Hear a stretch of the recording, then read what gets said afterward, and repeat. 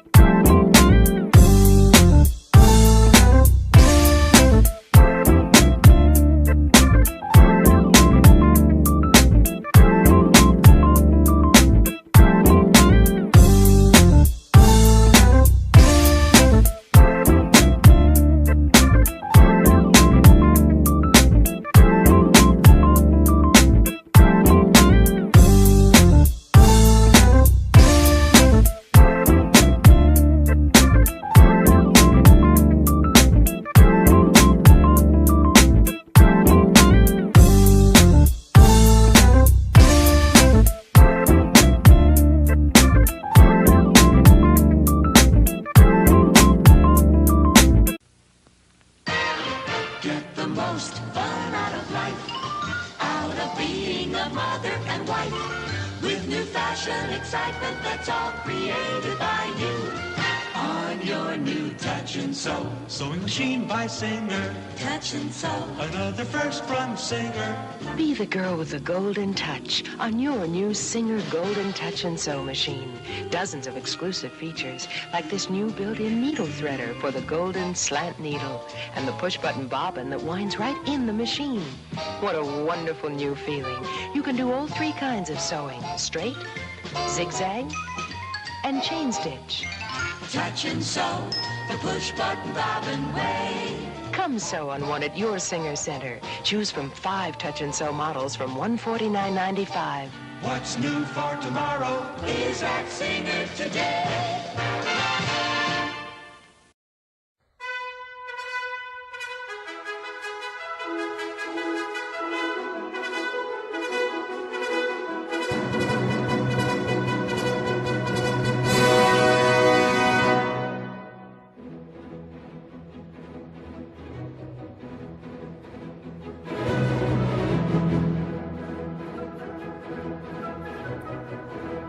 Hey, hello. How's it going? Hello. Welcome to my so-called life. Dixie, great to see you. I hope everything is going well. I know there's fires in Northern California. I know it's hot. The weather's bad. I hope everyone is okay. And to anyone who watches this in the future, I absolutely thank you. And welcome to the House of Sewing. But before we get to the fun, because I had fun, I went to the Goodwill bins and I saw something that I have never seen in my life before. Human beings are crazy, and they should do a psychological study on people who habitually shop at the Goodwill. But before we get to the spicy content, this program is for entertainment purposes only, and its content is not intended to malign any religion, lack thereof, race, gender, company, individual, or wigs. All opinions expressed by my so-called life and program participants are solely their personal views and do not reflect the views of every single person on planet Earth. I hope everybody has a great evening flying my so-called life airlines, but if you're having a bad day, if you need an Activia, we have exits on both sides. That's a izquierda and derecha. But seriously, hello. It has been a hectic couple of days. I went on my what I'll call my last vacation before the school year because at the end of this week the school year starts. So may the mayhem begin, as they say. Dixie, great to see you. Great to see you. To anybody else watching, hello. It has been a crazy weekend. I don't even know where to begin. I purchased 2 sewing machines and I like most people, I do a ton of Googling and I discovered where there was a Goodwill bins. I'm up early in the morning. So I'm an early riser when I go on vacation and stuff. And I experienced something that I thought I would never experience in my life. First off, I Googled a video of, Goodwill thrift stores in Las Vegas, like anybody would who has sense, who's going to go thrifting like I do, because I went there to go buy stuff, you know? So I get to the Goodwill bins and I'm there early. So I'm hanging out in the parking lot. I'm just kind of people watching. Then I noticed all these people start showing up. And the funny thing is, the person from the YouTube video that I watched was there, giving me an extremely dirty look for no reason. It's because I smell like money. But anyways, before we get to that, it was unreal watching people. So there was a crowd, they all kind of knew each other, and it was kind of funny because they're resellers.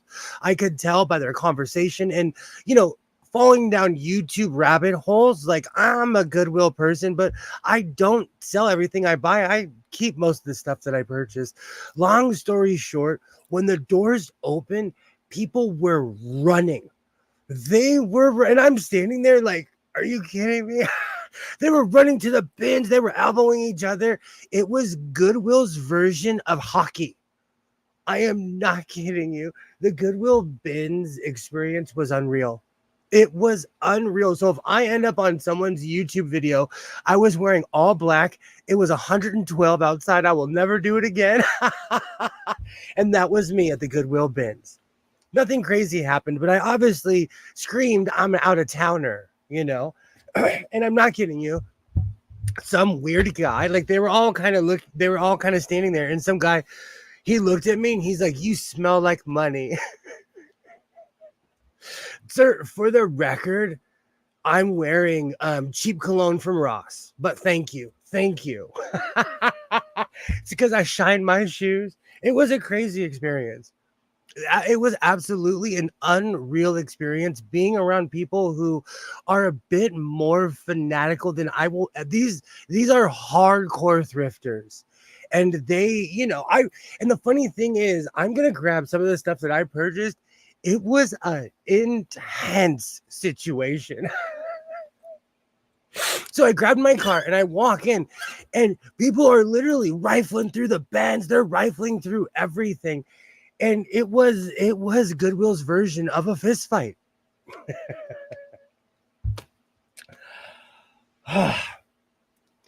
But you know what? I will get to that story later. I am going to make patchwork pants.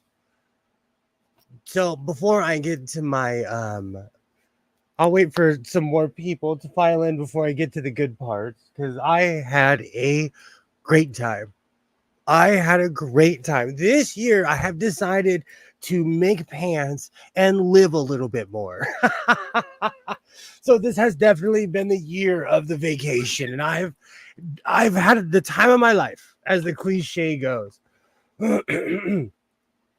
But I'm making patchwork pants, and I'm kind of doing a pirate style. I'm gonna grab my table in a minute, but I really I'm gonna cut it down to my size, because there's certain fat quarters that are small, certain ones that are big, and I have kind of a uniform size of what I'm gonna do and what I'm gonna make. So I will keep it at that.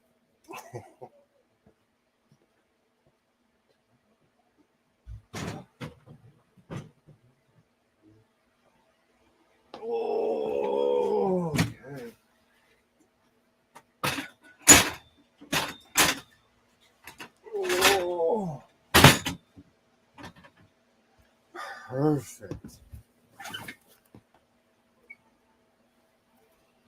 And I need some water. It is hot. But you know what's funny? After spending the weekend in the desert, it's not as hot in my hometown as it is in Las Vegas.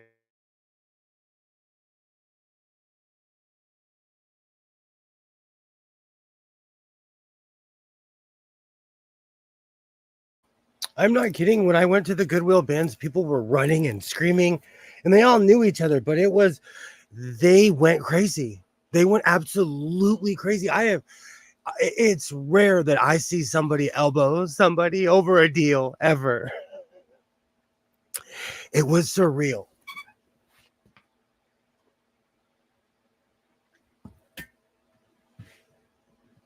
Oh. This is the beginning of my quilt pants. I really do not have a color scheme, or I'm just trying not to copy this. So I'm kind of a pirate sewist when it comes to quilting and stuff like that. I kind of have a uniform shape, but we're gonna see where this project ends up.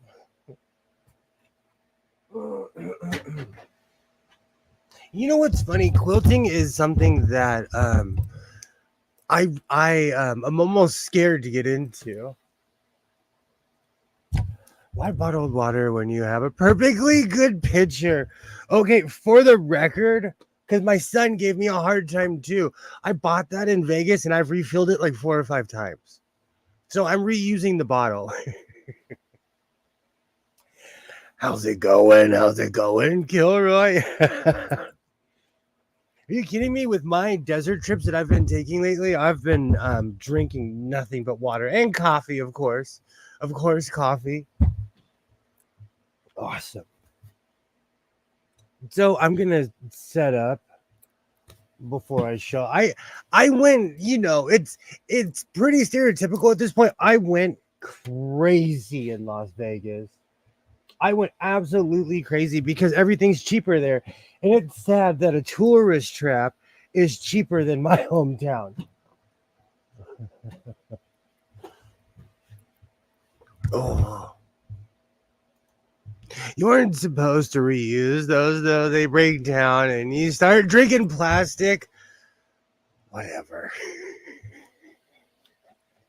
I almost fell in my chair off of that one. It's only like day 2. It's only like day 2. Oh, that's hilarious. When I start getting real loopy, I'll let you know. Oh, right.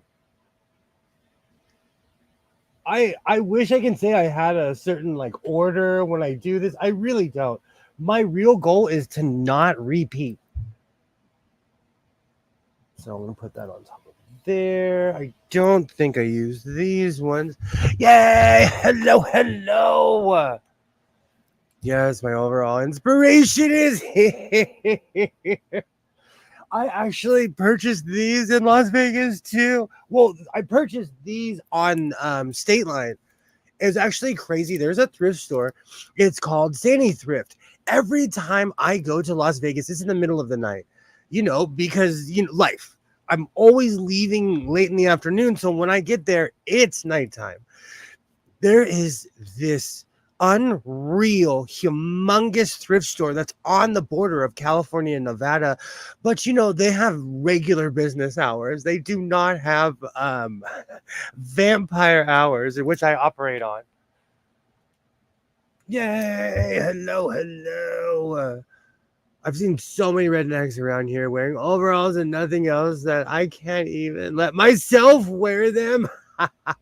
Where I live, it's a weird fashion statement.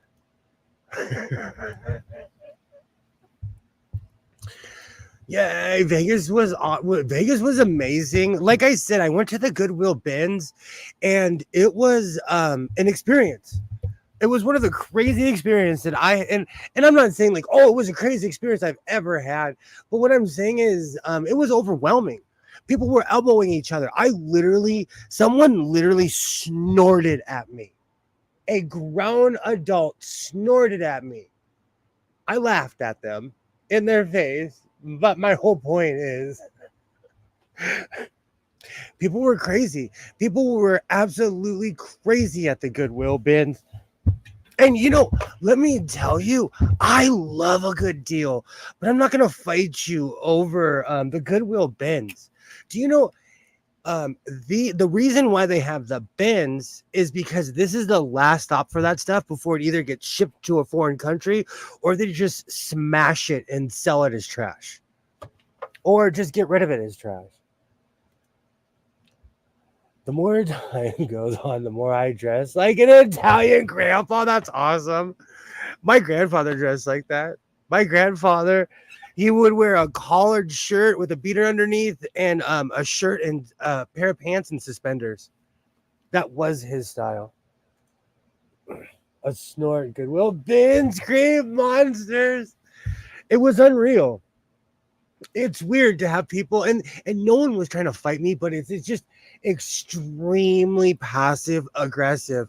And like I said earlier, I was googling like where to go in Las Vegas and stuff, and I saw a YouTube video about this, and the person who made the video was there. It was strange.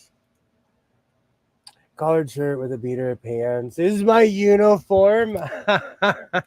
That style just reminds me of my grandfather, but he was 1950s, I had a good time. I had a great time.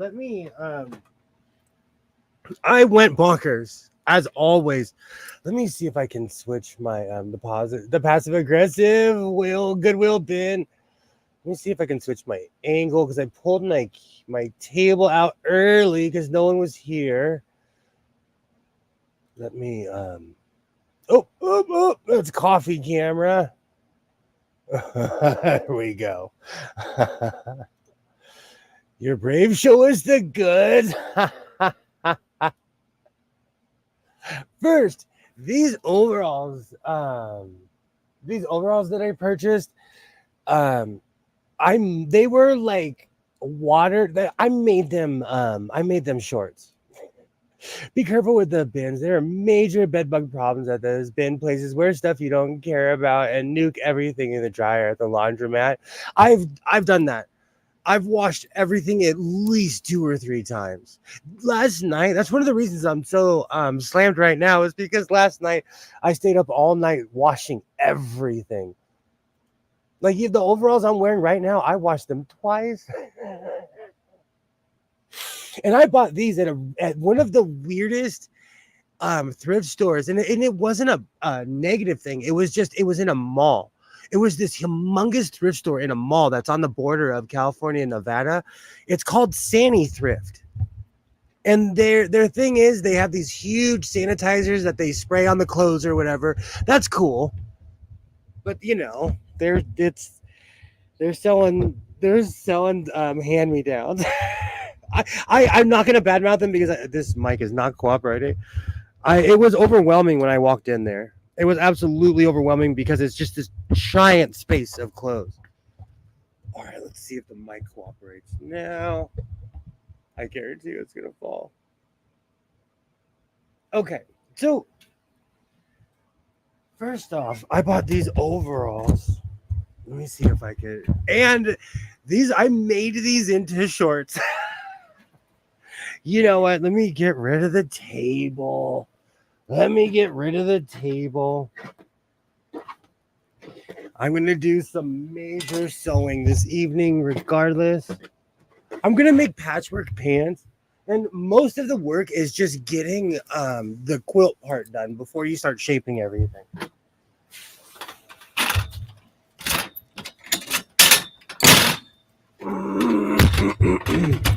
Sorry. I am just completely organized here in the house of sewing.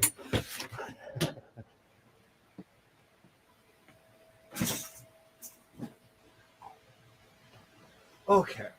So, needless to say that these overalls are very pirate. I love how these look.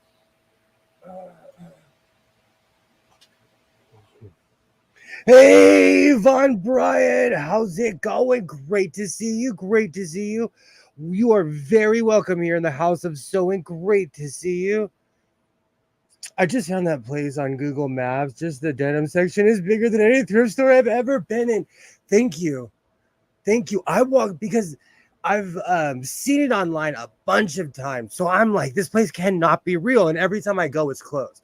And last time I took a picture and showed it to everybody. It was like, please be patient with us. And I was like, no.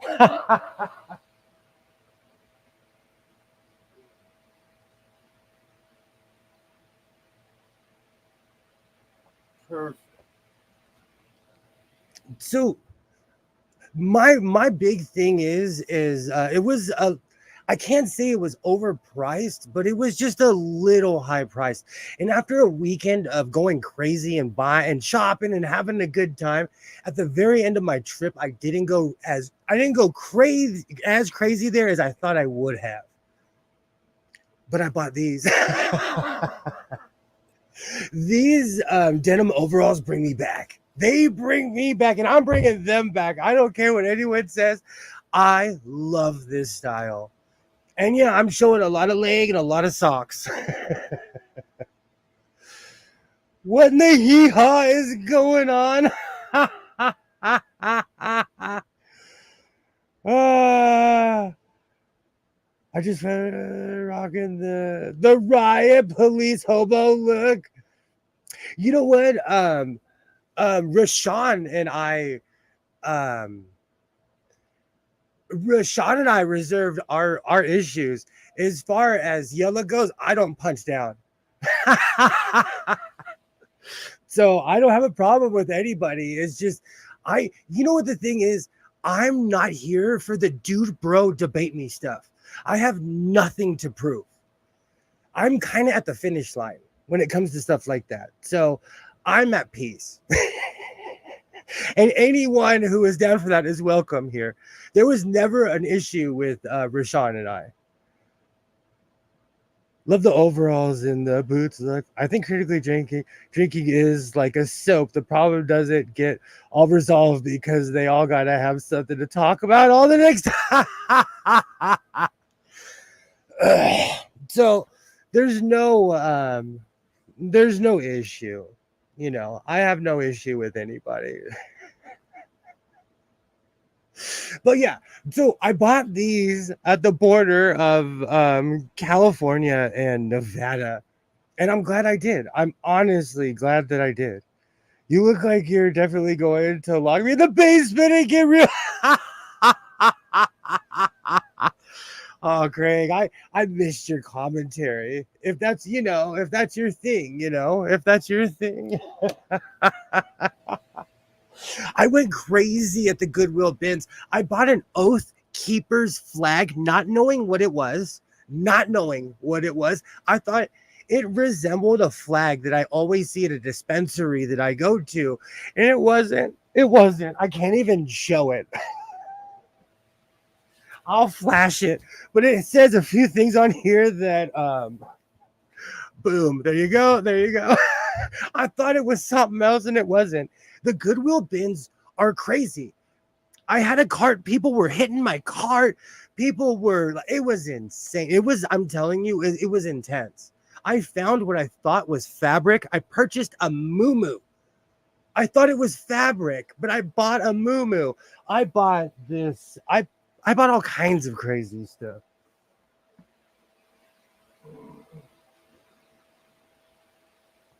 This actually has a maker mark, and so this is fabric, but it's not that much. I'm gonna make something crazy with this. I bought this at the Goodwill bins. I went to where it looked like it was fabric. All right, let me grab the phone. I refuse to debate. It's just a time to sink in. You wind up hating each other. That's true. You look like you're gonna do clamming on the coast. I actually did that in Oregon. I did all kinds of stereotypical Oregon stuff when I lived there. I did the whole fly fishing in the water. I did all of that when I lived in Oregon. I debate all the time and stay friends with people, but I consistently remind people that I'm just an idiot on the internet. And I think that's what I think we lose I think sometimes we lose context, you know. Be right back. Hey, I'll be here for a while, Nightmare Baby. You know, you're always welcome. And if it wasn't for you pushing me, I wouldn't be here. If it wasn't for Nightmare Baby pushing me to be online, I wouldn't be here. Closest thing to clamming was trying to catch crawdads. I am obsessed with crawdads. If there's a crawdad festival in your town and it's near, oh man, I love crawdads. It's the combo with the boots that give it the serial killer vibe. Well, I couldn't wear my cowboy boots because I looked even crazier with my cowboy boots on. And you know what's really funny? One of the moms at the MMA place, she was like, you know, you dress like a hillbilly every day, but today your outfit's really interesting. And when somebody says that you're interesting, that's not necessarily a positive thing. I noticed that you have a lot of vintage sewing machines. How old are they? That's a really good question, Von Bryant. They range from, I think the oldest one I have is like 1890 something. Quite a few of these are over 100 years old. This is from that the one I'm pointing at is from 1911. These are from 1950. This Star Rotary sewing machine, that is from occupied Japan. It has a plaque on it, and it's basically when the Americans were exploiting the Japanese and making them make stuff. It was awful. But I have that. I have a ton of singers from the 30s, the 20s. They really didn't make sewing machines during World War II, but I have them from all different eras. When you guys say clamming, my mind goes somewhere completely different. I was waiting for that one, Greg. He needs to hire somebody to. I do. I do have way too many sewing machines. I have a collection of Singer 404s, 301s. The other day, there's a 301A over there, and I was like, oh, that's my 301A. And I come over here and there's another one, and I seriously can't remember where I purchased that sewing machine.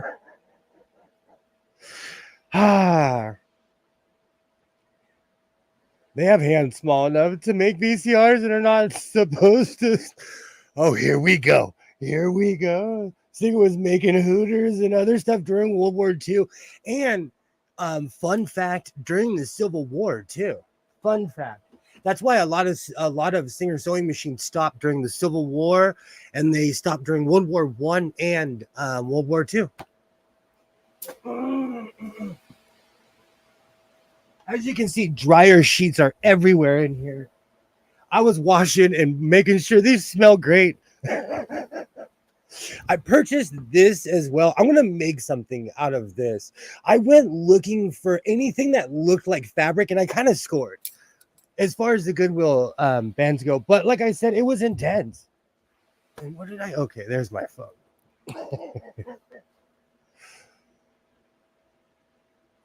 Let's see, what else did I get? Oh, okay. So because I'm in the business of being the jack of all trades, I will never ever turn down a welding helmet. And to the kid whoever turned in this Viking, whoever didn't purchase this Viking at the thrift store, you guys were tripping.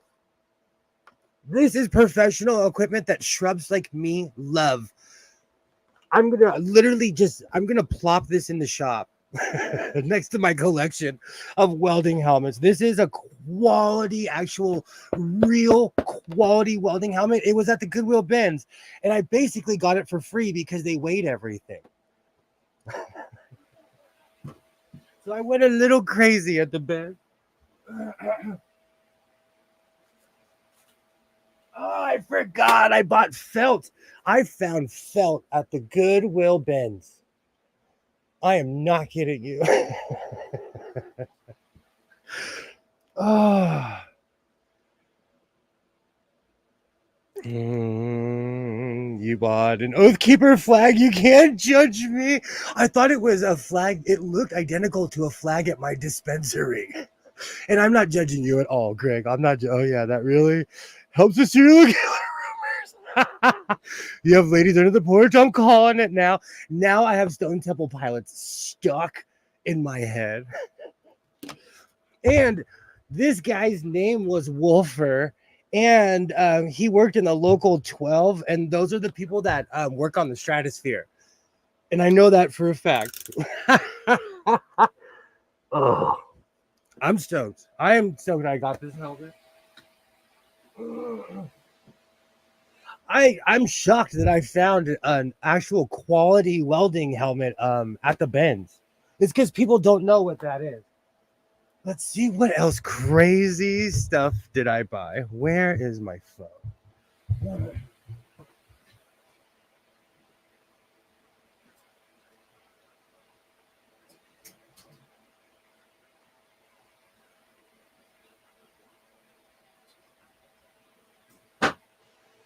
Oh man, this stuff. I wasn't kidding when I said I bought a muumuu. I thought this was fabric, and this is a real life muumuu.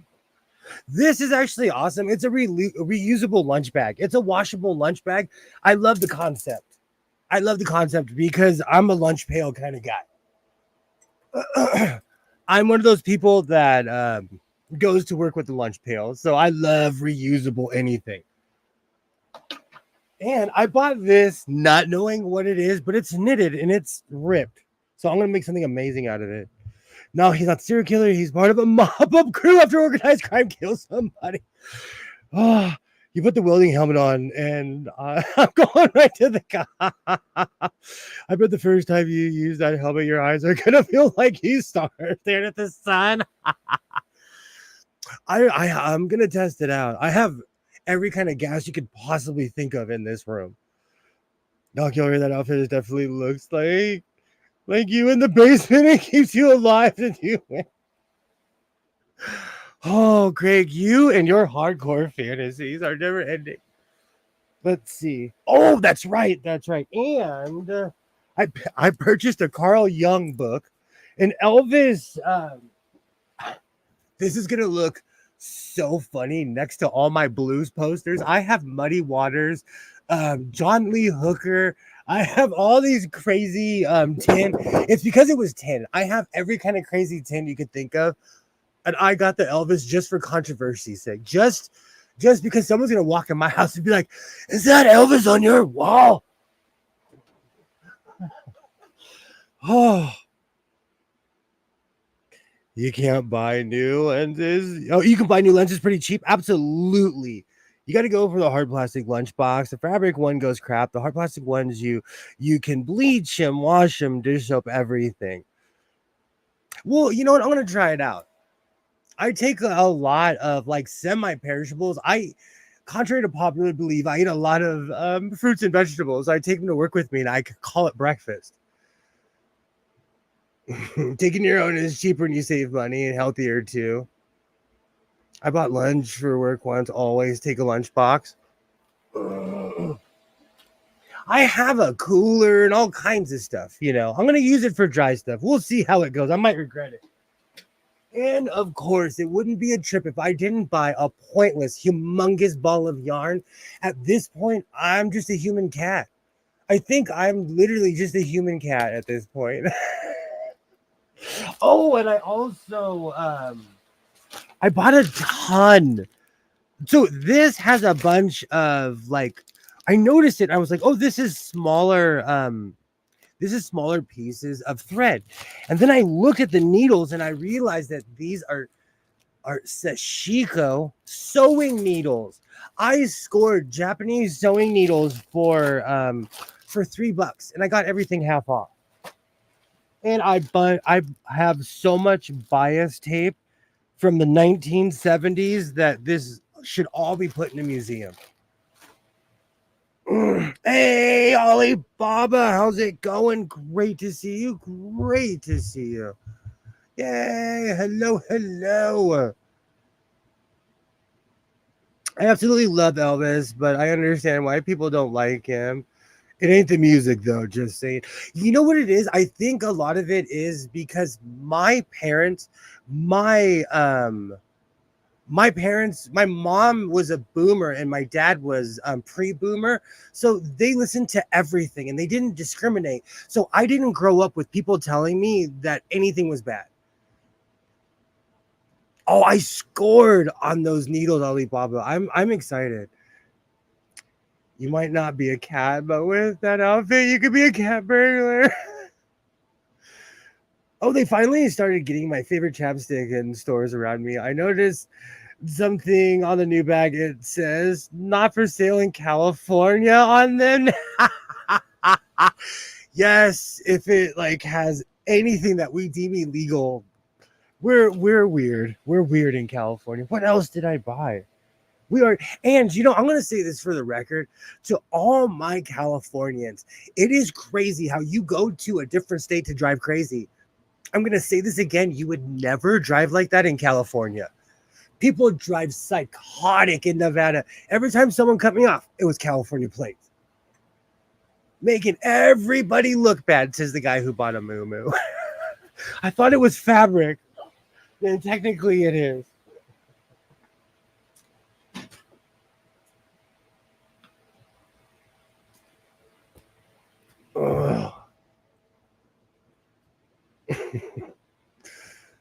Oh, chips, not chapstick. Yeah, I need my glasses. Do you know what's funny? That actually brings me to a hilarious segue. Get smoke less weed before you come on. See, that's the problem. That's the problem. I have like this 10-minute window before the show starts when I get home. So I'm pre-gaming the whole time. Opposite of the reason any musician is rich. He lifted his style, but made the people he lifted from a ton of money. There was a documentary I watched which actually made me respect Elvis because he brought a lot of his people from Memphis to Vegas. And after all the shows, and I realized Elvis was wound up like a cuckoo clock, like a jack in the box. I get it. But after his shows, him and his people would go backstage and they would sing until 6 or 7 in the morning. And it was Elvis and nothing but people of color. It was Memphis in Vegas. So I in a weird way, I respect Elvis. And up to that point, I really didn't have an opinion. But it is what it is. And that's the history lesson of this evening. Where's my coffee? So I bought these extremely piratey overalls. I'm gonna go back to that store. I'm gonna go back. My problem is I travel during vampire hours. I love driving at night, even though every time I drive back during the day, it reawakens my love for the desert. The desert is so beautiful. I don't know. I always have that Forrest Gump moment when I'm driving. I do. I love the desert. Hey, Butterfly, great to see you. I took a Cisco class this weekend. I just scored a bunch of really cool needles for $3.99. And the second I turned over the bag, I knew what it was because it was all in Japanese. And I was like, oh, and then I looked it up and they're sashiko needles. And so I got a ton of sashiko thread and everything. I'm excited. Yay! Here in PA is where everybody comes to drive crazy. The states around PA will ticket you if you go over 5. But here in PA, you can go 20 over and pass a cop, and they don't care. Vegas is like that. Great to see you, Butterfly. Great to see you. Oh, hold on.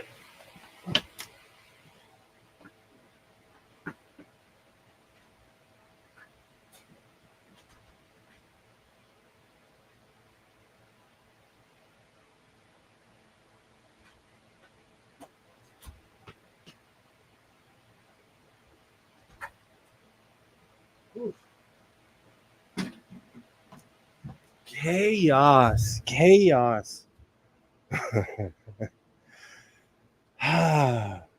Yay.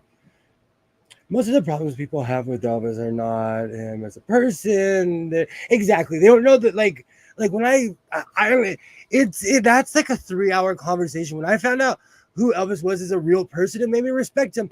He employed half of Las Vegas. That man was MC Hammer before MC Hammer. Oh, also all of it refused to pay all. Oh, and any venue that segregated and had beef with. Oh, and had beef with black people. I think I'm going to like it. I absolutely love Sashiko. I can't remember the name. I'm trying to remember the name of the documentary. It really changed my mind about who Elvis is as a person because he filmed himself. You know, he was taking selfies before selfies were a thing.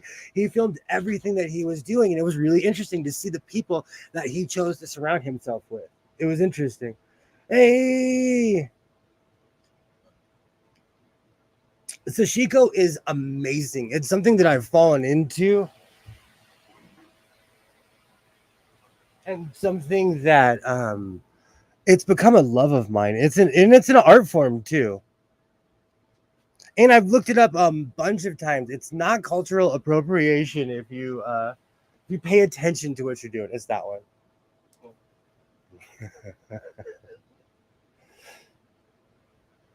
Sashiko is something that I absolutely love to do. All right, I'm trying to think. What else did I get besides the controversial Elvis Presley poster? Oh, okay. So, you know, I know that I'm crazy. I know that I live on the outskirts of reality, and it made me laugh when I purchased this. I purchased this Singer Talent. This is actually an amazing machine. I got this for $15 because for some reason, every time I go to Vegas, everything I purchase is half off. I have no idea why, but it made me laugh because it didn't have a cord. And at the store, this woman told me in Spanish, she was like, "You're never going to get that thing going." And I looked at her and I told her in Spanish, "I travel with cords," which is what I literally said because I was sitting in the car. I was like translating what I said, and I was like, "Yeah, that's what I said." And I do. But I brought my Singer heavy duty because I was thinking I wasn't going to find any sewing machines. So I brought one with me. And I did find a few. Yay! Anyone who dies on the grabber lived an honest life. He also gets an honorary FBI badge from Nixon and went around acting like Elvis is crazy. Elvis was crazy. Sashiko seems complicated to me. I can't say it properly. I used to say Francisco, but it's Sashiko. I have an extreme American accent, and I apologize. Tywin Lannister, your favorite character in I never watched Game of Thrones. Awesome. Not honest. Glasses time. You're right. You know what's so sad? Twice. So I drive an all black car. My I drive 2 all black cars. And long story short, I dropped my glasses this weekend and I couldn't find them. I had to pull over because every time I go to a gas station or every time I go somewhere, I take my glasses off because, I don't like the way I look with my glasses on. Long story short, I lost my glasses so hard on the way home on the last leg, like the last half an hour in the last like 45 minutes. Do I live that close? Wow. I don't live that close. Like the last hour, because I was in Mojave. But saying Mojave is kind of relative because the Mojave Desert is humongous. But the town of Mojave is like an hour and a half from my house. Long story short, on the last leg home, I dropped my glasses in my car and I couldn't find them. So I drove home without my glasses the last hour. I just look like you're gonna fix my car for my Craigslist. That's actually the first skill I ever learned. So I actually do know how to fix cars. But that's not a bluff either. At least anything that doesn't have a computer. If it's an old school car, I know how to fix it. All right. So I have miles of bias tape from 1970. I have no idea. I have no idea when. I bought a bunch of Francisco thread. All right, let's try this out. Or he's like a dock worker from Greece. You know, we need to talk about that. We need to talk about etiquette. And the older I get, I don't know, sometimes it makes me laugh and sometimes it's annoying. My entire life, every time I go somewhere, someone asks me, "Where are you from?" And I'll say the town where I'm from because I know what they're asking me. I know what they're asking me. People think I'm from everywhere except for where I'm actually from. You look like you could dispense wise financial advice in those glasses. The glasses make you look way less threatening. Do you know what it is? I think what it is, when I put my glasses on, I look like one of my older brothers. And I'm not ready for that stage in life yet. Oh. Oh, that's so funny. You know, I scored, you know what? My oh man, I'm getting sweat in my eyes. My you know what's so funny? We haven't even got to the other thrift stores that I went to. My adventure in thrifting at the Goodwill bins was insane. I probably ended up on some YouTuber's video that has hundreds of thousands of subscribers. I don't think, I don't know. He sat down on a couch and was doing this. So if you see me in the crowd, I was wearing a black cowboy hat, a black shirt, and black pants because I'm crazy. Because at 8 o'clock in the morning, it was already 97 degrees in Vegas. Have fun with that. Say you're from from places you aren't from, but would make you look eccentric. It depends on the mood. Like, it depends on the mood I'm in. People ask me where I'm from all the time. You're definitely the wise old business owner from a Hollywood film who gives the younger kids stage advice. That's funny, not funny, because I know those people. They're never off. They are always on stage. I know so many people. I have a good neighbor who's he's an actor. He's in a ton of commercials. Normal dude. You wouldn't even know. I see him all the time and I'm like, "What's up, man?" He's just a good person. He is one of us. I know people who have been doing off Hollywood Boulevard theater for 30 years and they act like they go to the Tonys every year. Oh, oh man, that sweat's going me. Yeah, you look less James Bond villain in those things. He has lost near enough teeth to have a Jaws mouth. Hey, skids. Hey, how's it going? Great to see you. Rah, rah. Hello, hello.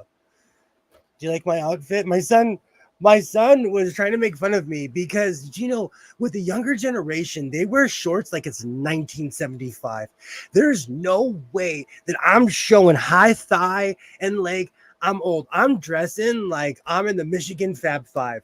My shorts are down to my ankle. Oh, just say you can't be.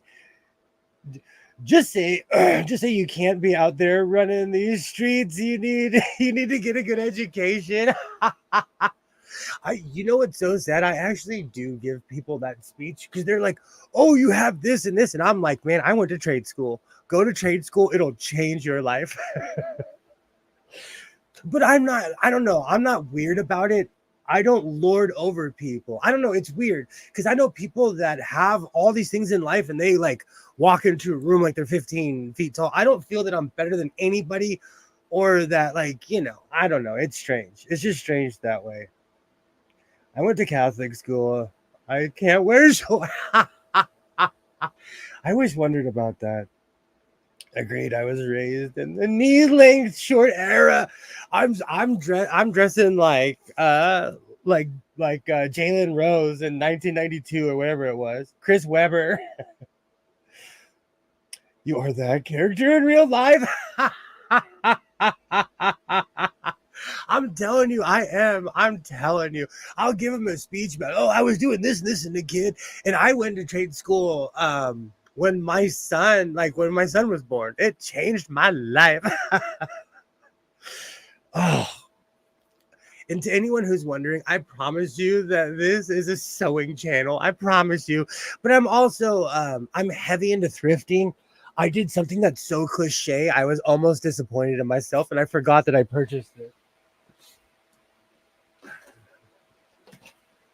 You know, I'm not into like real touristy things, but I had to buy the Las Vegas Welcome to the Goodwill bag. And for $1.59, I should have bought like 10 of them. Do you know where I live? This would have been $5. But I did the touristy thing. I bought do you know what's funny? I'm gonna go to the grocery store with this thing because where I live, they charge you for bags, so we bring our own bags with us. I was excited to get the Goodwill bag. Oh, that sounds terrible. There's my phone.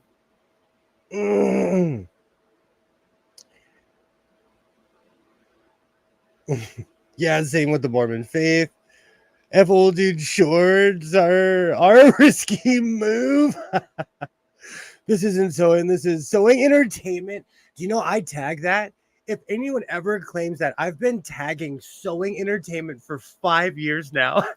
And no one but Vince McMahon can take me to court over that. Because when I was a kid, he invented wrestling entertainment, and that stuck with me. So I call what I do sewing entertainment. We went to school dances and had to make room for the Holy Spirit. And when we danced with boys, I felt like our clothes were knee length.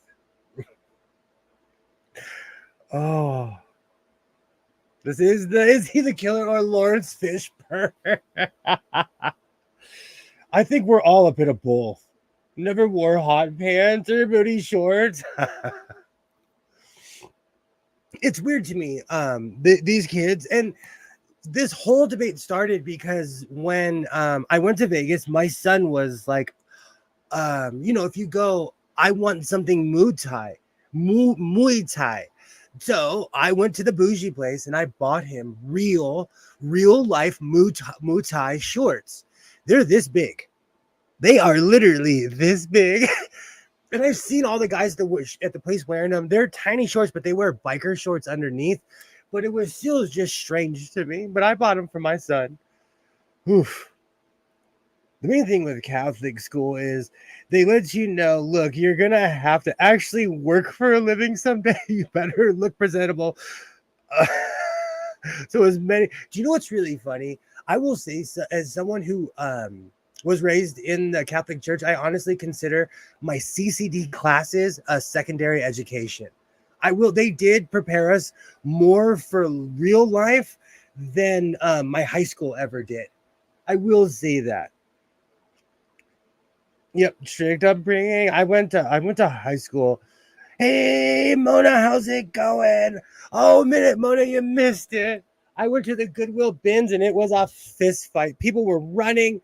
It was honestly one of the craziest experiences I've ever had while thrifting.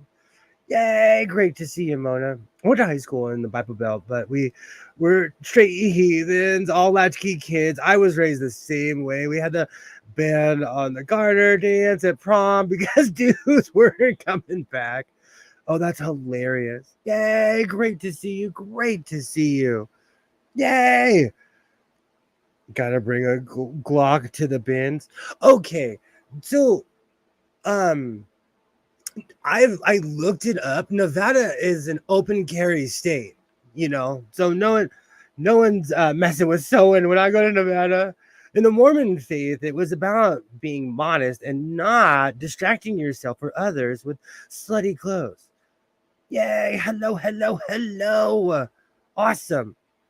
So there's a lot of stuff that I'm going to repurpose. I washed everything. I washed everything. I always say, oh, I flash fried it. I went out of my way to wash everything from the Goodwill bins and also all the stores that I went to. I purchased other things. I don't know, where is my Simba shirt? I'm going to cut the sleeves off and wear it. I bought a Simba shirt. It has Timon and Pumbaa on it. Oh, I went crazy in Vegas. And also I say this all the time. Because of where I live, everything in the state of Nevada is cheaper. So I went crazy. We had 3 girls who were pregnant during the sex ed. My junior high had a pregnancy school next to it. So we were introduced to that at a very young age. All right. So I'm going to say, all in all, thrifting in Las Vegas, I had a great time. Their Goodwills, even the Savers, everywhere I went, people were overtly polite. I'm not kidding you. I scream out of town. You could smell it on me. People are like, where are you from? Because I know you're not from here. They went out of their way to be nice. The bins was different. Now that I know what's going on, I might go back. Next time I go to Las Vegas, I might go back to the bins. But I had a really good experience. Like I said, when I purchased the Singer sewing machine, this woman was like, you don't have the cord. And I told her, I have the cord because I travel with cords. We were the per capita team pregnancy champions of Indiana. And because I have an endless collection of these, this white sewing machine is from Cleveland, Ohio, and it claims to be a heavy duty, but I'm going to take it apart and we're going to see how heavy duty it is. The other white that I have that I purchased like a month ago, that claimed to be heavy duty plastic parts. The new home says it was heavy duty, recommended for schools and industrial areas. It had plastic parts. Oh, yay. It sounds like your girl's God picked up so much they started to grow handles. That's near me. Oh, that's awesome. That's awesome, Mona. That's awesome. I love finding out where sewing machines are from. It's really weird. I find it so strange where Singer has plants. I have quite a few Canadian sewing machines. I have quite a few from Thailand, Taiwan. Where's the other big place? Of course, from both plants, the Andersonville plant, and I can't remember the other one. But I have sewing machines from all around the world, and it's interesting. And of course, all the early Singers are from Scotland. I don't know. I love finding out where these sewing machines are from, especially Japanese clones, because I'm telling you, a lot of Japanese clones are better built than their competitors. Oh, Greg, I think YouTube blocked out your comment.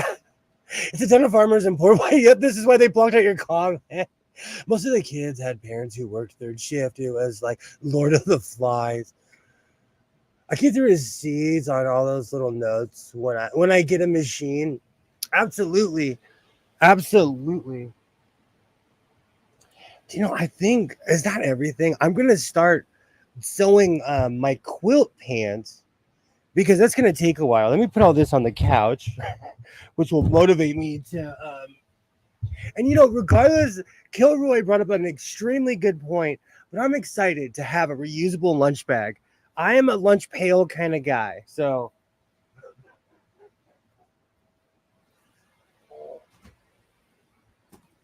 And I'm still shocked that somebody got rid of a quality welding helmet.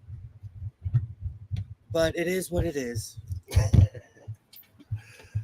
Oh...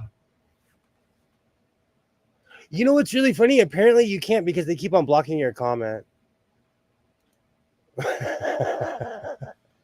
All right, let me switch real quick. Awesome. And yes, it's me.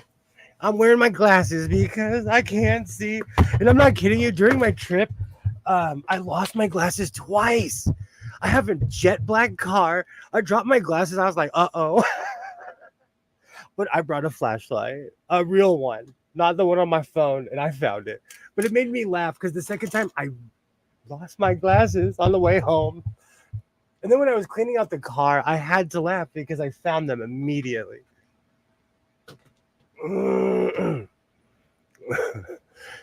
Maybe the guy with the helmet with the jet. Vegas is crazy. I can't even say half the stuff I saw. I stayed. Let me get my phone because it's a this is not a political channel, but I have traveled a lot. I spent a lot of money traveling. I'm anti-resort fees. I am not a fan of resort fees. So there are certain organizations that I refuse to stay at because they'll overcharge your credit card. It's a thing. So I stayed at an extremely seedy hotel near the Stratosphere.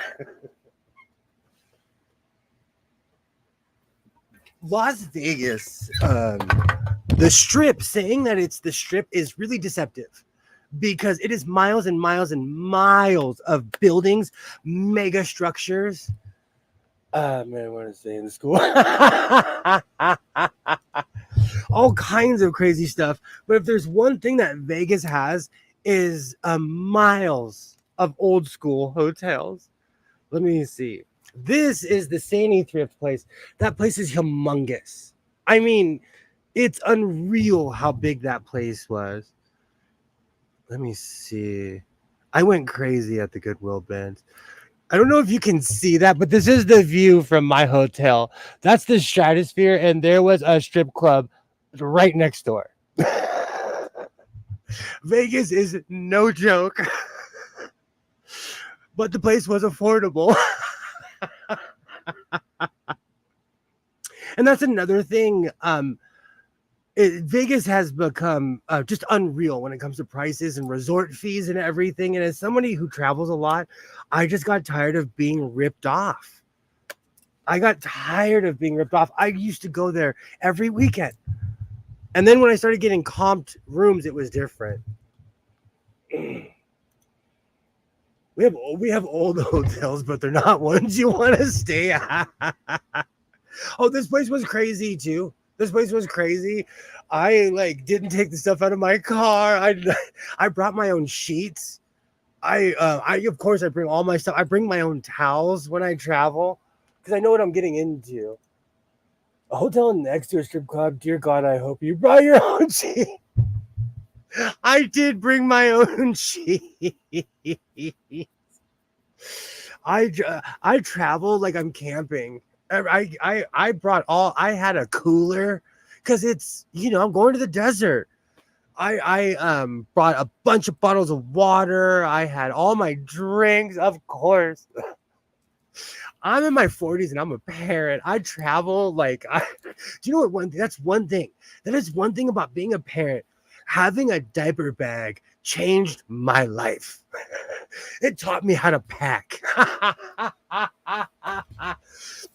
So now when I travel, I bring everything with me.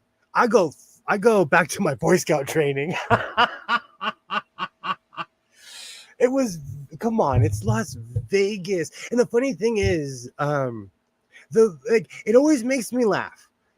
People they look at me. I don't know how they look at me, but this lady was like, "You're too classy to stay here." And I'm like, I'm not too classy, I promise you. But what she was saying is some of the clientele is kind of questionable, but that's life. That's life. We're without glasses, you look like you own a seedy motel that you use to case your victim. Oh, we're back on that one. All right, we'll go back to this is Stefan Urkel and this is Stephen Urkel right here. All right, let me get my table so I can go back to my quilting. This was the beginning of my pants. I'm making quilting pants. I'm one of those quilting. I'm making pants. Patchwork quilting. I don't know what you would call it. But this is the beginning of it. I had to measure myself. And I think that's long enough for a pair of pants. from the floor all the way up to here. And that's enough room to negotiate as well. So I have ton of pieces already cut out. I'm sitting in a room of fabric. So if I run out at any moment, if I run out, I can start cutting patterns. And I'm too classy for anything in my life. Yeah, I know. I'm excited too. Do you know, when I made the video about my old jacket, I didn't like some of the footage, so I went and got my jacket and I put it on, and it brought back the just, I don't know, there was a lot of love that was poured into that. Are you making those pants? Are you making those pants that the waist is right under the armpit? No, I'm just giving myself room to negotiate.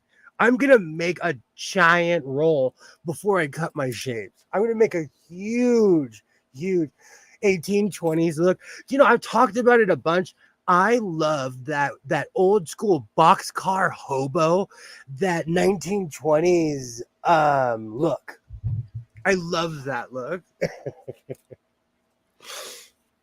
Oh, that was my era. That was my era. And I've said this a million times. I met Jaleel White in person, and he was an amazing person. He walked up to me. Jaleel White, I've heard all kinds of horrible stories about him. He went out of his way to walk up to me and be like, "What's up, brother? How you doing?" Because we were the only two people of color in the room. Great man. Great man. You should make them bell bottoms in honor of Rashawn. I should. I loved Bonanza as a kid. They filmed it in the hills near my house. Well, the Burbank Hills are like, anyone in LA could claim that. Well, at least on like the Northwest side. My whole point is like, I was obsessed with that show. In some of my original thumbnails, I used a bunch of Bonanza pictures back when I had no idea that was. Do you know what's funny? Talking to Liz earlier on one of my to Nightmare Baby on one of my shorts, some of the stuff I'm posting is from 5 years ago. You can tell. I'll tell you how you can tell. My boots are different, and my beard isn't gray. My beard isn't gray at all. So if my beard is gray, it's probably recent. Oh, Bonanza sucked. Gunsmoke. Okay, so when it's so funny you bring this up. When I was driving, I have fallen in love with old-timey radio. I know it's crazy, but I have fallen in love with Jack Benny, our Mrs. Brooks, The Whistler, just old school radio. And so I was listening to to Gunsmoke, all the original radio programs. It was awesome. It was awesome. I just saw Lauren. Absolutely, there he is.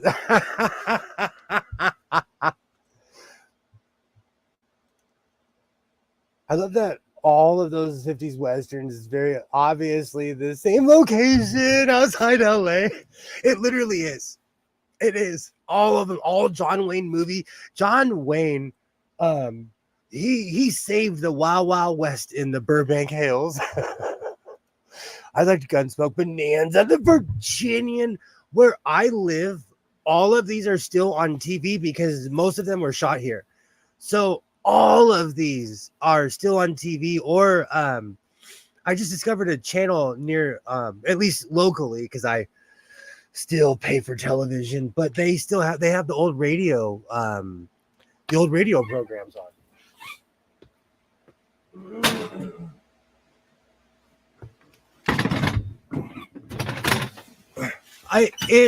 Listening to the old school radio, it just, I don't know, there's something about it. I don't know, it's just something about it I have completely fallen in love with. And when I was a little kid, that stuff was on the radio and it was more prevalent. It was everywhere. And it's nowhere now. So it was good. I listened to that stuff the whole way to Vegas. John Wayne was my favorite. My father, who was a real life cowboy, was obsessed with John Wayne. I've seen every movie. I grew up in a house in my dad's garage. He had a poster of every John Wayne movie ever made. I think I've seen all of them 15 times. It's so funny. A long time ago on Twitter, I posted a John Wayne shirt that I made. It's in this room somewhere, I think. And Twitter took it down. And the Confederate flag where I put a huge dog on it, they took that down too. I can't do John Wayne movies. I love Westerns, but I can't take his acting. Do you know what it is? I think it's because I grew up watching him. I didn't know any better. But I love William Shatner. And a lot of people can't take William Shatner's acting, and I love William Shatner. I've been watching Alfred Hitchcock Presents and all the desert scenes. It's obviously just from 20 minutes out of town and set up the cameras. For real, though. For real. All of those were shot. And a lot of those are towns now. But like if you look east in LA County, you're looking at mountains. Like all those. I watched them on Philo. I think might have to download that. I have like a lot of like physical DVDs and movies and stuff of all that stuff. I almost feel like a curator because I have a lot, like I have a ton of Boris Karloff movies, just Errol Flynn, anything that Louis Armstrong was in. Like I have a weird collection of movies. Never could get into John Wayne. I'm one of those people who I look at things in their context and I do not put political implications into movies. When I watch something, I'm saying this person is pretending to be this, you know. My stepdad loves John Wayne. I've seen them all. There were just so many better Westerns at the time. There's a lot of good movies. I agree. John Wayne doesn't get into the role. He's just John Wayne all the time. That was a running joke that John Wayne played. You know, that was a running joke. I did say that to my dad one day. I was like, John Wayne is the same person in every movie. Oh.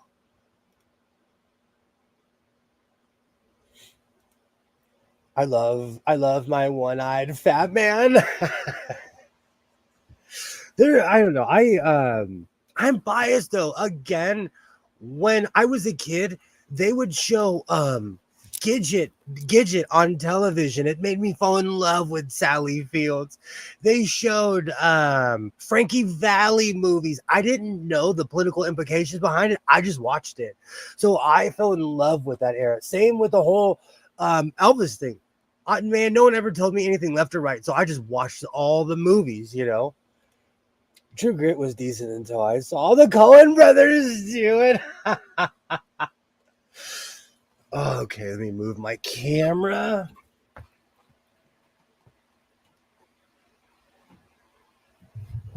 Awesome. Let me move all of this crud off of my desk. I say this all the time. I have a ton of space here, and I managed to cram as much junk on here as I possibly can. I'm trying to think. What else? I had a great time in Las Vegas, and I'm definitely going to go again. But the school year's back, so I can't take my extravagant trips like I used to. So I'm stuck with the beach.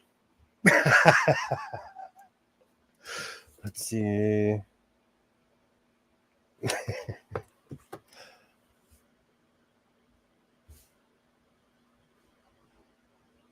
I flash fried everything.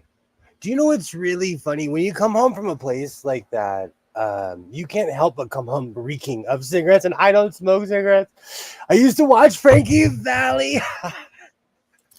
That stuff is still on television here. All of that stuff. There's a Frankie Valley mural on the freeway still. It's strange. They have repainted that thing. It's been there my whole life. And there's a bunch of stuff from the old Olympics that are all over the freeway. I wonder what they're going to do with that, because they're starting to get ready for the Olympics right now. It was a combo of John Wayne not acting and Jimmy Stewart acting way too much. Do not come for Jimmy Stewart. Do not. Rear Window it should be, seriously, Rear Window should be shown in every high school, at least where I live.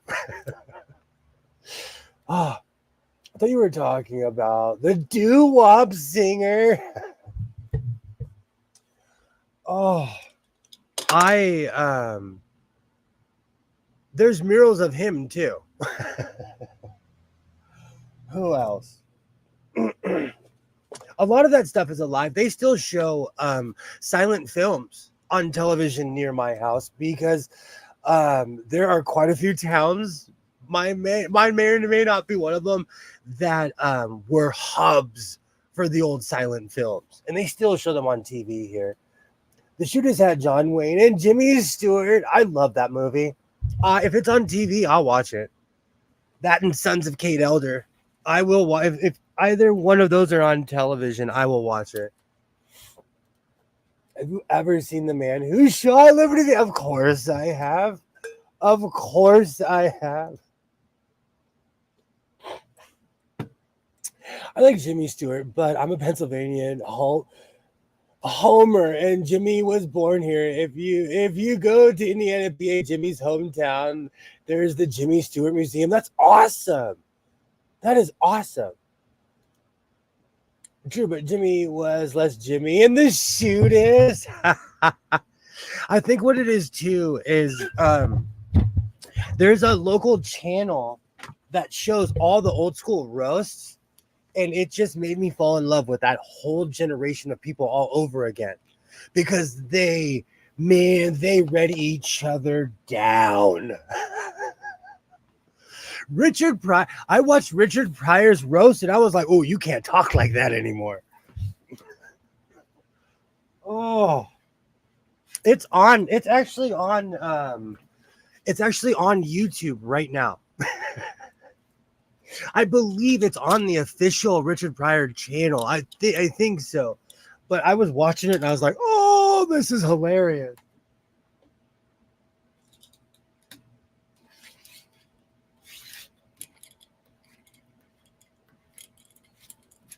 Beautiful.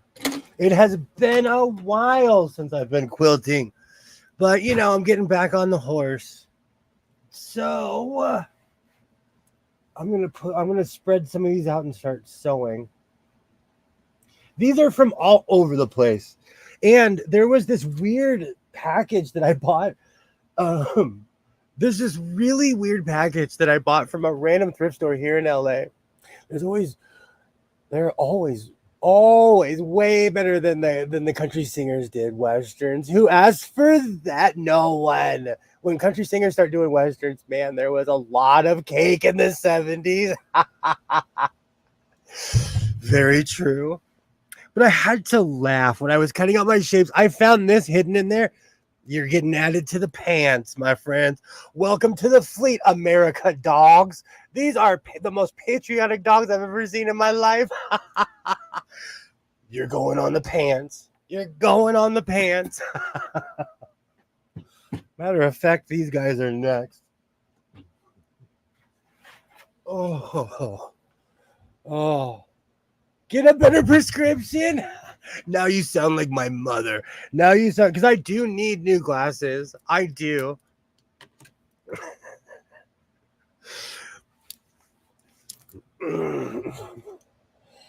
Jerry Reed did all right in Smokey and the Bandit.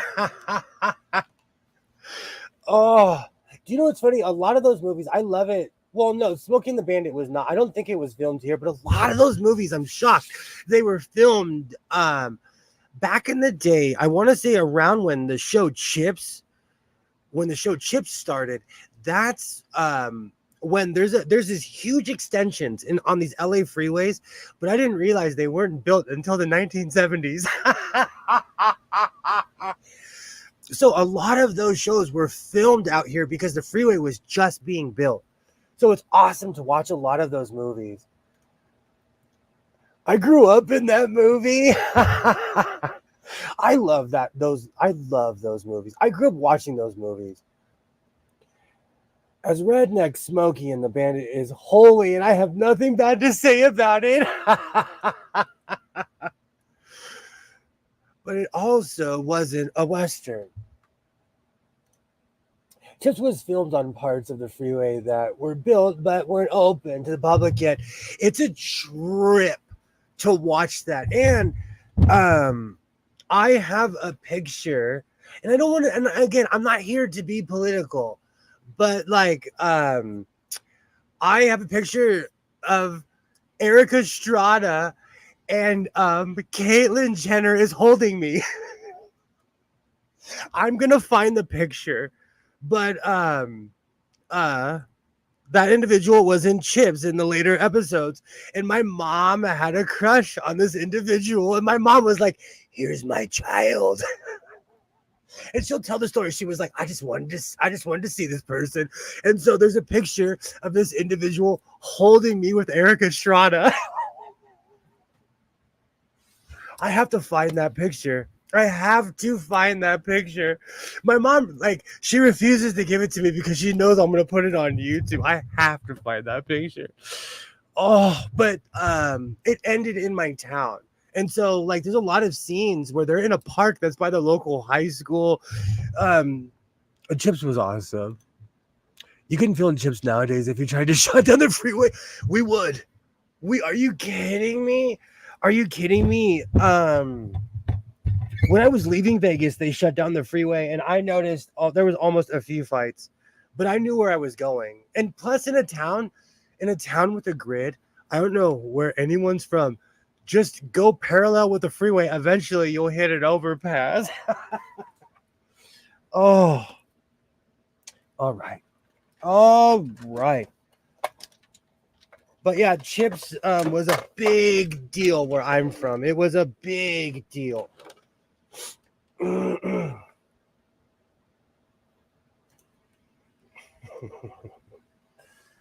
Okay, so all right, let me get organized. Well, I've been going for an hour and a half. I'm gonna do quite. I'm gonna start sewing right now. I'm gonna see how far I can get. And you're right. There's a ton of stuff that couldn't be filmed nowadays, though, because people are nosy. I'm on every Doctor Who forum you could possibly think of. When they start filming Doctor Who in the UK, people just start doing this. They walk out of their house. They're like, "Oh, look, there's blah, blah, blah." And they start ratting on the show. I think with cell phones, you really can't hide like you used to be able to. And honestly, I think that's kind of unfortunate. I don't think that's a good thing. I'd like to be surprised. I don't, I want to know, like if there's some crazy special guest, I don't want to know 9 months in advance. That's me. So the era of the cell phones kind of has ruined, and like where I live, when they're filming, a lot of the time they'll do closed set because they don't want people to film them. And honestly, I don't blame them. They filmed a bunch of Picard in the hills near my house. They went deep in the hills. They went deep where there were roads I forgot that were there.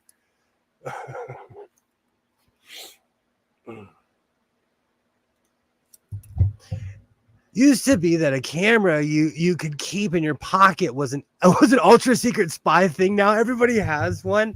It's ruined. Again, I'm a television watcher. I'm a person who watches movies. So it's ruined television in a lot of ways because, people are posting spoilers a year. As far as the new Who goes, we knew everybody who was going to be on the show because people were taking pictures and there were no secrets because they were filming all over London. And we like as fans, we knew that Doogie Howser was going to be in it. Literally a year and a half before it was shown. And it's kind of I don't know. I'm a bit of an old school purist. What do I know?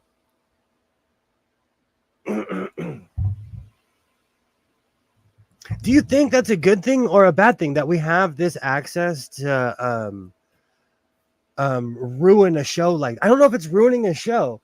Do they have the right to privacy? I know that's a weird question because I'm an American. I think everybody has a right to privacy.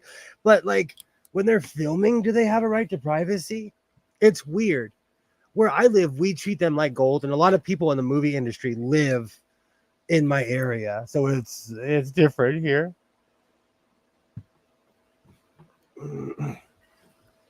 All right.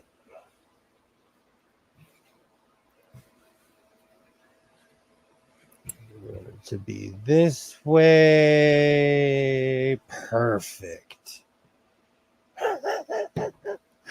Oh, it's been a while since I have done this. I'm going to get back in the groove in a minute. Damn it, now I have the Chips theme song stuck in my head. I grew up in a house where I could not like that show. I think it's also because back in the day, that show probably employed a lot of people in this town too, because there was nothing here. There was there was nothing. Even when I was a kid, this place was kind of a cow town, and now it's a metropolitan city. And it's because of the movie industry. Perfect.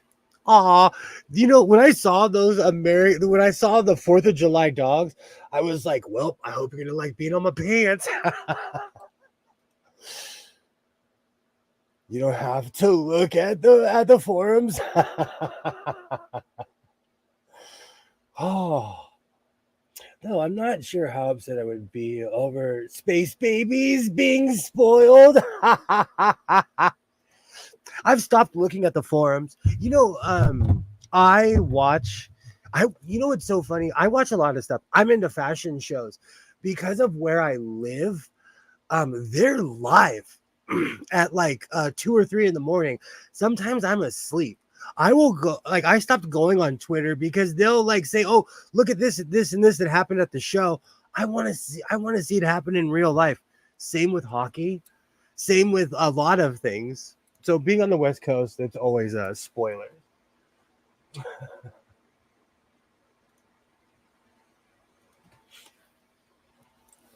And then, you know what? Again, this is just a first world problem. It's not anything. It's not anything that's gonna save the planet.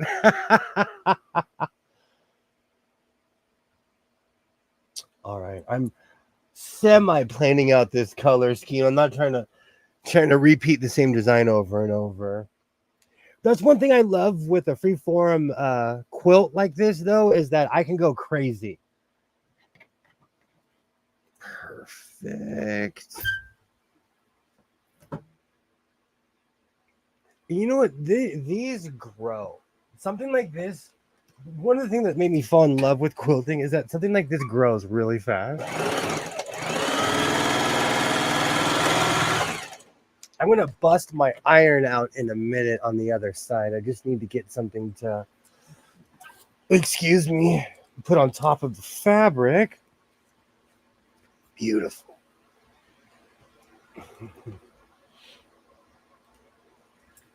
You go crazy on every project, though. Do you know what, though? I am pulling these down. I feel like I have a passion. I love what I do. So when I jump into something, I'm like, let's go sewing. So yeah, I do go crazy on projects. I do. It's because I love what I do. And not even in the cliche way. This legitimately makes me happy. Earlier today, because I was wearing this fascinating overall combination. One of the MMA moms, she walked up to me and she's like, are you studying for school? Because I handwrite my notes for my show, for my job. I have a ledger and I write down, notes, things that have, just funny things to remember, things I have to do later. And we got talking and I showed her my YouTube channel and she couldn't believe it. But I'm passionate about what I do.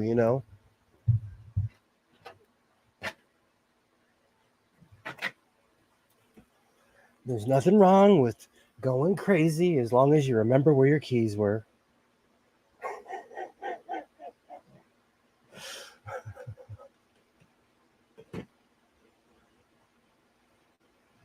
Perfect. I'm thinking about busting out the quilting sewing machine. Oh my gosh, 3 Las Vegas trips ago, I purchased this Unreal Bernina, and I still have it. I think after tonight, I might bust that out. But it's an actual quilting machine. It's meant to travel and everything. It has the short cord. Oh,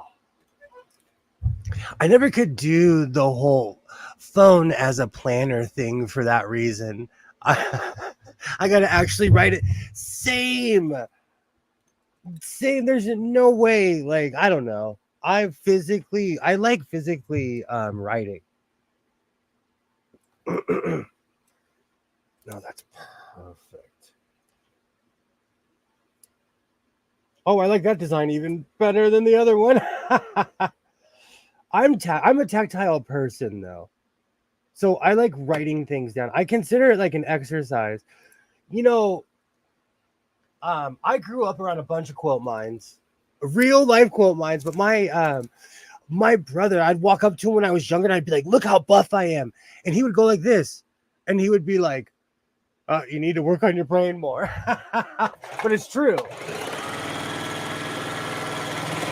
So it's better to be a little bit more tactile, I think. Let me switch my camera angle. There we go. Have this. Oop, let's try that again. I have so much stuff on this desk. Perfect. Okay.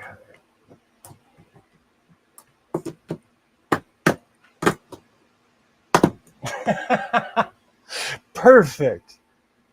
Much better.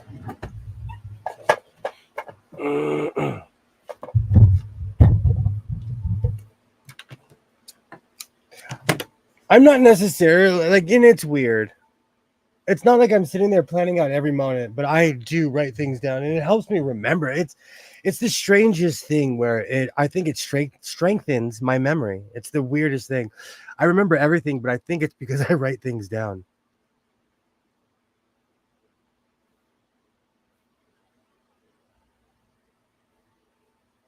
I love projects like this because this is something that I can work on all night.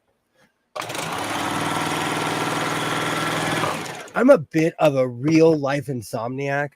And so something like this, I can work on all night long. Let's see. 1, 2, 3, 4, 5, 6, 7. Perfect.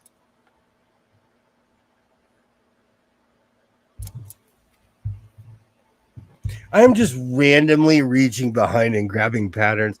I'm trying not to have an order. And it's funny sometimes when I'm trying to not have an order, I'll repeat myself.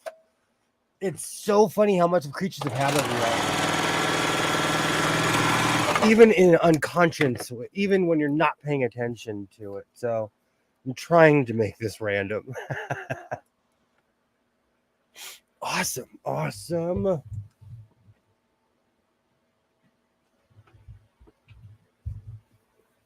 Perfect.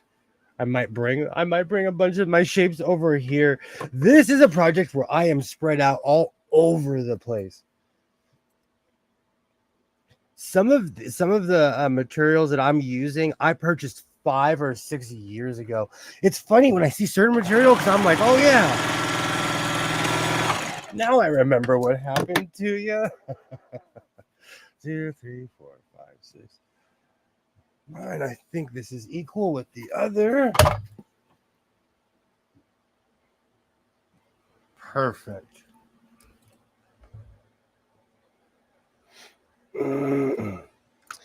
Let's see. Let me switch my angle. I'm going to be doing that one for a while. That's the one thing about when you're making a giant sheet. It is just wash, rinse, repeat. I just want to make sure that I have them on the right side. Okay. I'm trying to, I think one of the reasons I missed traveling was driving, but more than anything else, it's the food. Las Vegas is one of the most decadent places in America. But also, they have places that are on the East Coast. They have places that are from the Midwest. They have places that are from everywhere. So when you go to a place like Las Vegas, where I live, we don't have rallies or Sonic, but in Vegas they do. Or we don't have. There's all kinds of stuff that we do not have here. And because everything is so high priced where I live, paying for a buffet for one person is the same price that you would pay for fast food. I went to the Paris, I went to the Venetian,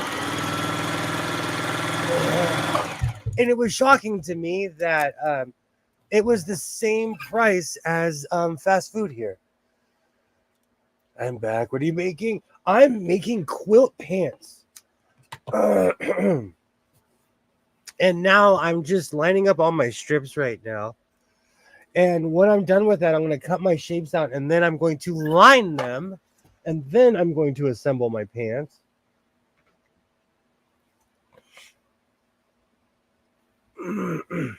But it's so funny to me how in Las Vegas, their food is actually really affordable. So you're eating like a king. It's just, I had a great time.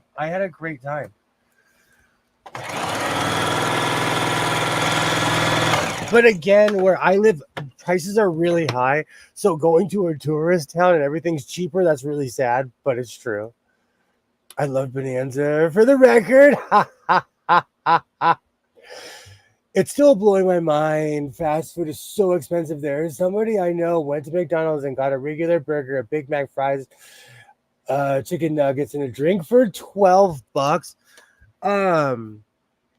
There is a Burger King within, like, I'm really bored driving distance from my house. I mean, I should walk there. It's so close. A Whopper combo is $15. Like a number one medium is like $15. And I've said this a million times. My dad was obsessed with Popeyes. My mom, by proxy, became obsessed with Popeyes. She called me. This happened like a year ago because I hadn't gone to that place in a long time. She calls me and she's like, I want Popeyes right now. So my son and I, we get in the car and we went to Popeyes. I'm not kidding you. I saw this online and I thought it was a joke. In California, an 8-piece is $38. When I went with my son, I spent almost $60 at a Popeyes. There is a really, yay, hello. There's a really fancy barbecue place by my house. I mean, it's fancy. And it's like the same price. So I would rather go to the shishi place where you sit down and they give you the good coleslaw. Where it's good food, you know. It's crazy. Popeyes is more expensive than sit-down restaurants here in California. I'd never pay 15 for a Whopper or 30 for an AP. I love my mother. And we were already there, and my son was like, I want a number one plus this and this, and I was like, oh, this is gonna cost me. This is gonna cost me. That was a crazy trip. When that one day when I spent $60 at Popeyes, I was like, man, I guess Twitter. That was a one-time Twitter was actually right about something. I go to the Moose Club. Do you know what's really funny? We have a lot of stuff like that here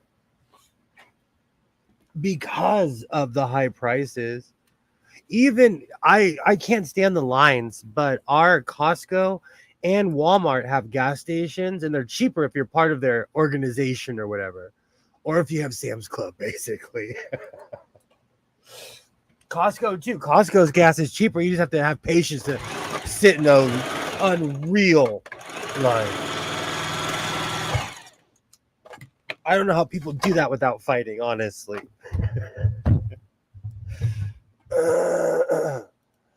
Crazy. It's the gotta learn to cook era. No, for real though. For real. That's why my son, like, he thinks I'm crazy sometimes. Because it's just him and I. And I'll admit it. I will admit it. As a parent, sometimes he looks at me and he's like, I want Subway. I'm like, let's go. I don't have to cook. Let's get in the car. There's one in every direction, you know. I'm not a McDonald's guy as far as dinner goes. You could never convince me to go to McDonald's for dinner, but that's a thing. I'll eat it for lunch. But anyways, we cook a lot at my house. We cook a lot at my house. I go to the one that pumps it for me. Oh, that's awesome. That's awesome. Gas is unreal. That's another thing. Gas is unreal here. That's why people are like, oh, you go to Las Vegas? The second I cross over the border, I get gas because it's cheaper and I don't have to refill my car because I drive a fuel-efficient car. Even my good old Ford Flex. From my house, I drove from my house all the way to the state line, which is basically 300 miles, and I didn't refill my car until I got to state line. I can teach anybody to cook for cheap. Boil spaghetti, open a jar of ragu sauce, pour the sauce on the spaghetti, sprinkle powdered Parmesan on the top. Oh, that's fancy. When I was college age, I would eat spaghetti with garlic and butter. 3, 4, 5.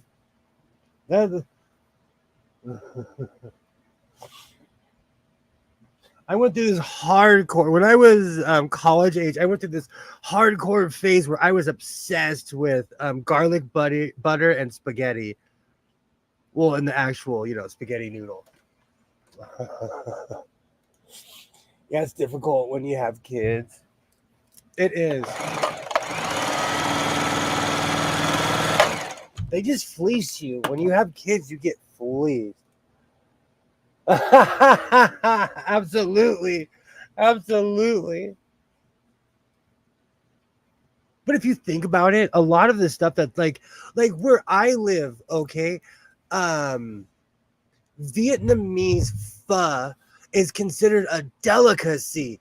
If you went to Vietnam, they would laugh at you because they serve it with every meal. Tacos and burritos are considered a delicacy. Go to Mexico, they would laugh at you because they're cheap there, It all depends on how you treat something.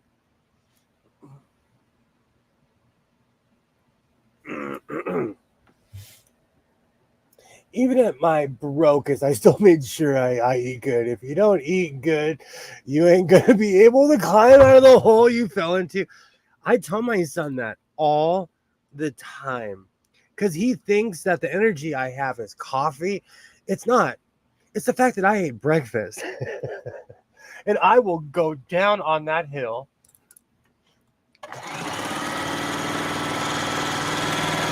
When I go throughout my day without eating, it's visibly noticeable. Oh. I get like almost hypoglycemic. So I'm definitely one of those people who has to eat.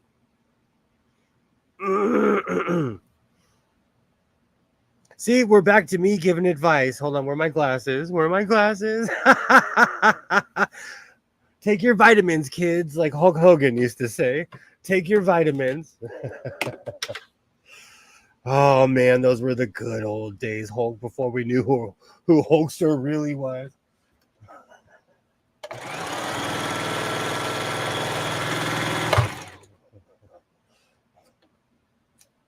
Beautiful. I found out that in Norway they love tacos. You can't go to a Norwegian grocery store and they'll have a bunch of old El Paso stuff on the shelf. Instead of Taco Tuesday, they have Taco Friday. That actually makes a lot of sense.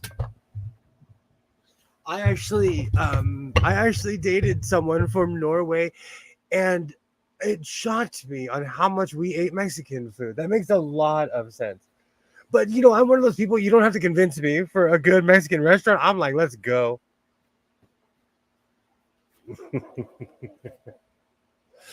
Oh, that's so funny. That is true. That is confirmed. Norwegian people love tacos. Oh, that is funny. You know what's funny? I didn't know that was a thing, but she was obsessed with Mexican food. And where I'm from, we turn everything into a taco anyway. A long time ago, I lived with someone who was from El Salvador.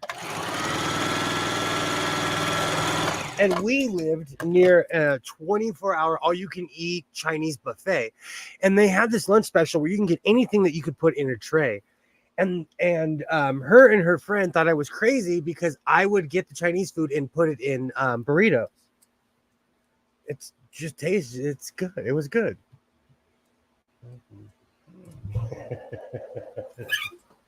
Good times.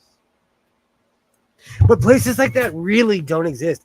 And you know what's sad? That's one of the reasons that I go to Las Vegas is because I kind of miss the old Americana buffet. Like, I don't know, when I went to the Paris buffet, I know it's all like French food, but it's so good.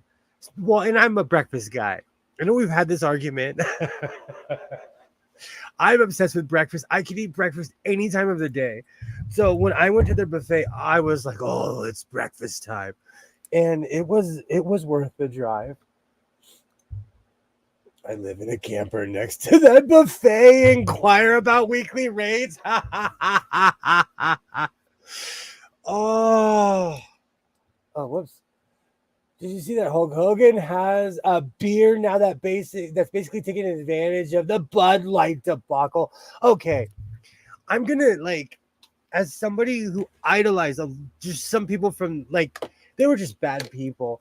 Hulk Hogan is a compulsive liar. You can check it out.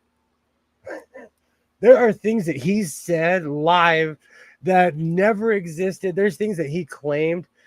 So, Hulk is scrupulous. He's a heartless businessman, but so is The Rock. The Rock, Dwayne Johnson, cannot talk without talking about some product or something.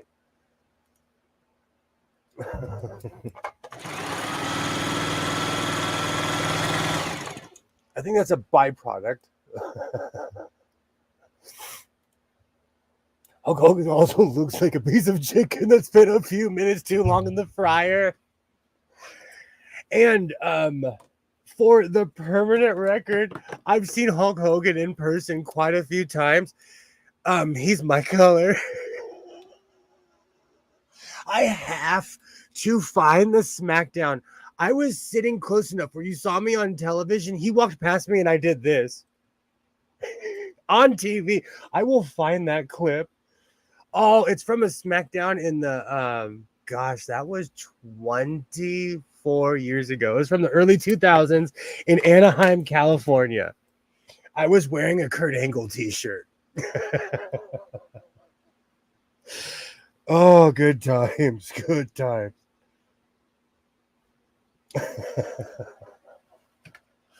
Oh.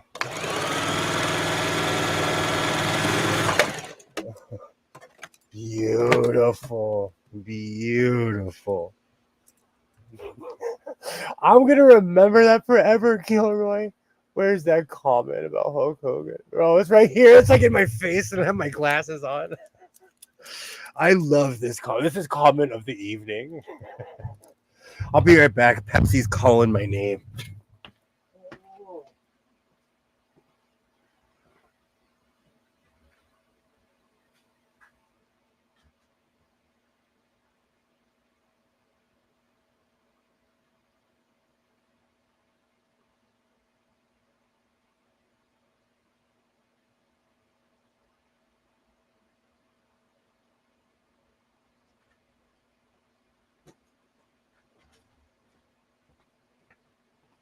Oh, that's perfect. So, for anyone who's watching now or watching in the future, I am going to be making quilt patchwork style pants. Right now, I'm just working on building a shape, getting everything together. Probably after the live stream, I'm going to iron everything because it has to be, it has to, it has to look right. And my other jacket came out perfect.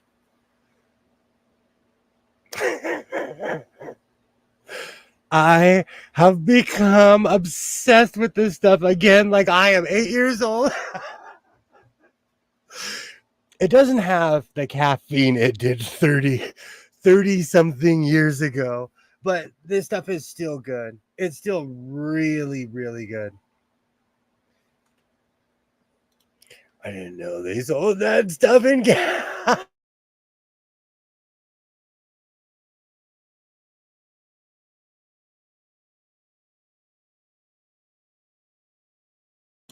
I don't know if it's the nostalgia, but it reminds me of when I was a kid. It still kind of tastes the same. Just take a no dose before you drink. When I was a kid, one of the reasons why, contrary to popular belief, parents did read labels back in the day. My parents weren't big on soda, so I really didn't drink soda until I was 25. But Hawaiian Punch had caffeine in it. It had more caffeine than a cup of coffee back in the day. And so all they did was take the caffeine out, and it still tastes the same. I like it. But I'm on this weird kick where I'm tired of eating the same thing over and over and over. So I've been changing a lot of the things that I do. I've been changing dinner menus, just a lot of things because I am tired. And I'm a Pepsi fanatic. But let's be real, I've been drinking Pepsi every day for since I was 25. So it's good to take a break every once in a while. Oh, this is going to look amazing when I'm done. I was waiting for Cactus Cooler, but I don't know if it's out of stock. I don't know what's going on. But I fell back in love with Cactus Cooler, but it's not on the shelf like it used to be.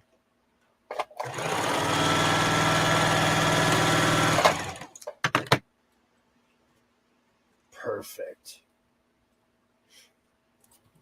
I'm trying to make these as abstract as possible, but like I said, it's human nature. It's almost human nature to repeat yourself. And this is my crazy quilt. So the beautiful thing is I don't have to match anything.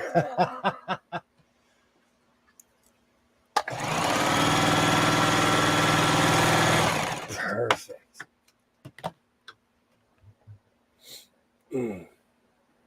The Pepsi Cube is the official mascot of my so-called.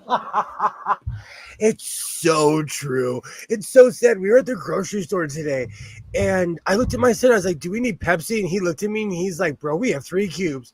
I was like, "Okay, we can walk right past this aisle." I have an antique table from 1920. And underneath it are a bunch of Pepsis. I have a bunch of water. It's like in this weird walkway before you get into my kitchen. I have a Brady Bunch house, so there's a bunch of useless architecture. So I just put a table there. But the Pepsi Cube is the official mascot of my so-called life.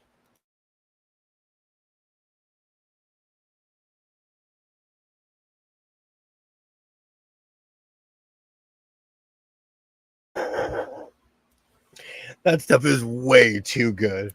That stuff is way too good. Oh, right. This is going to be beautiful. Oh. I have the dumbest song stuck in my head.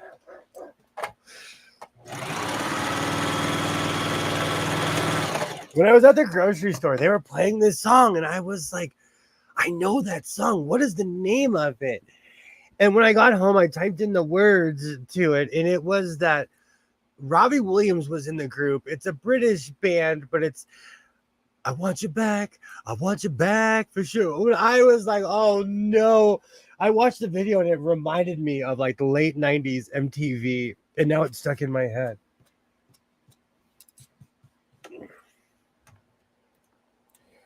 I'm that way with Werner's ginger ale. So much carbonation. It'll make your eyes water. I love stuff like that.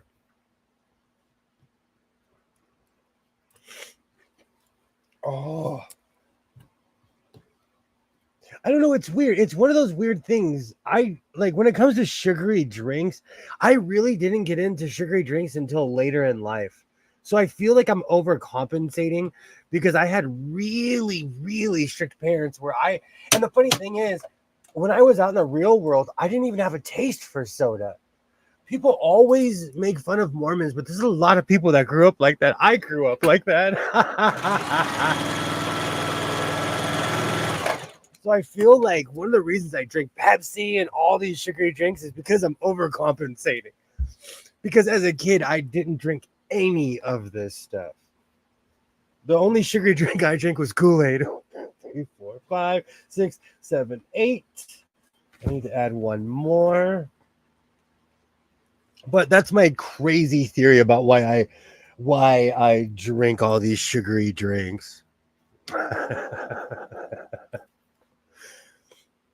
Oh, we're coming up on 2 hours. I have been wolfing all night long.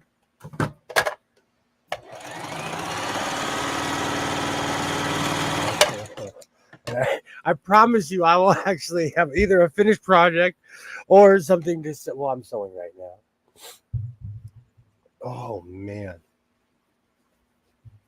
Let's see. 1, 2, 3, 4, 5, 6, 7, 8, 9. Wow. The funny thing is, it doesn't seem that long, but it is. Let's see if I can get rid of a couple of these. You used to go for 4 hours. Sure, you don't have low T. Have a great night, Mona. Thank you so much for stopping by. I'll be back at it on Wednesday.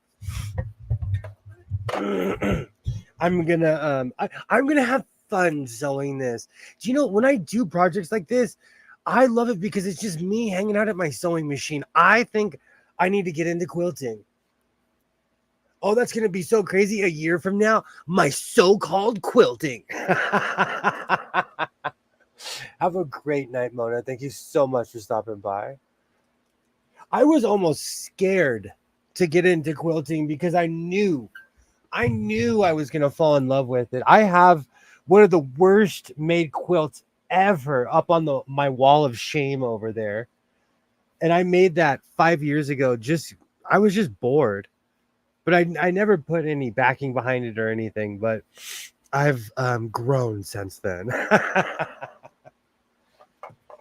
Awesome.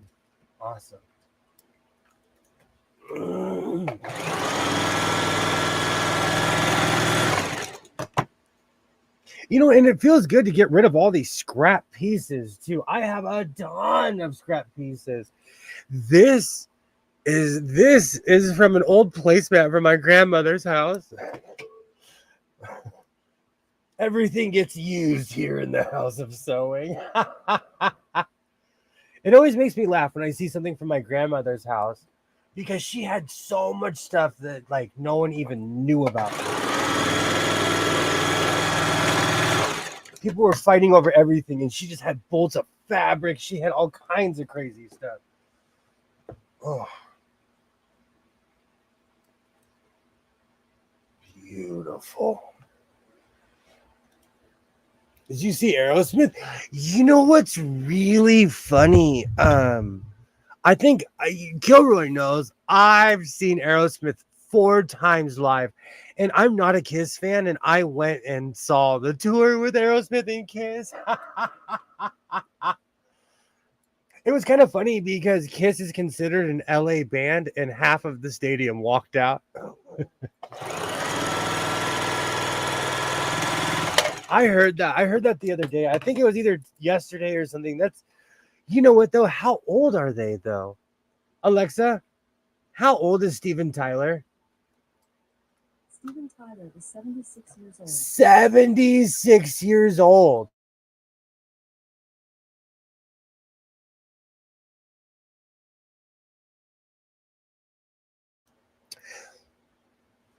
You know, as somebody who has a crazy voice at a certain octave, I wonder how I'm going to sound 20 years from now.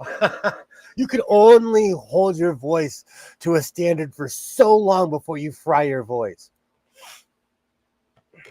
And this is coming from somebody who has an extremely unique voice. Like even right now, I actually talk like this really quietly, but I project myself when I'm online because I want people to hear me, which is probably doing major damage to my vocal cord.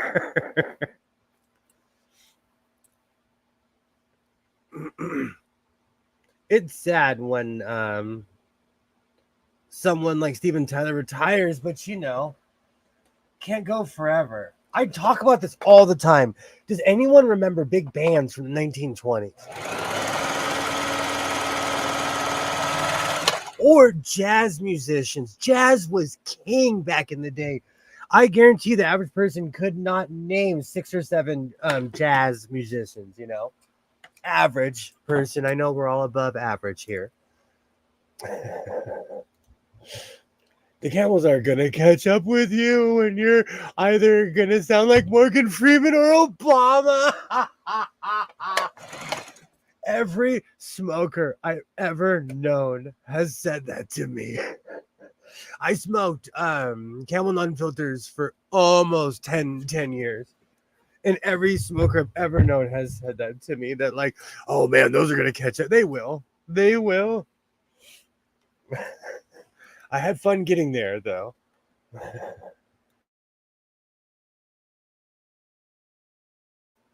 And in no way, shape, or form do we endorse Camel non-filters here in the House of Sewing. Quit smoking, get help, and find whatever you need to stop smoking.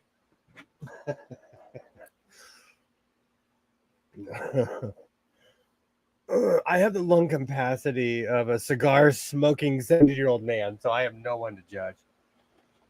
All right, let's see how this ends up. Do you know what's funny? I traveled with this sewing machine and it still works. This is an absolute workhorse. I endorse Camel Nons entirely. 10 out of 10. Kilroy's recommend. You know what, Kilroy?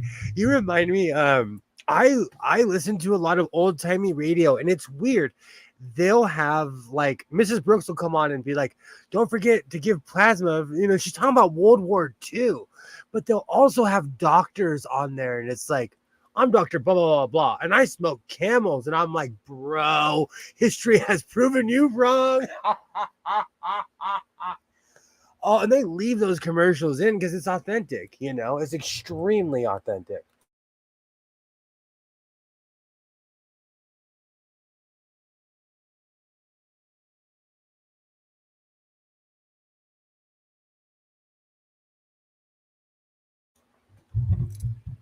Oh man, it's crazy to see those old timey commercials.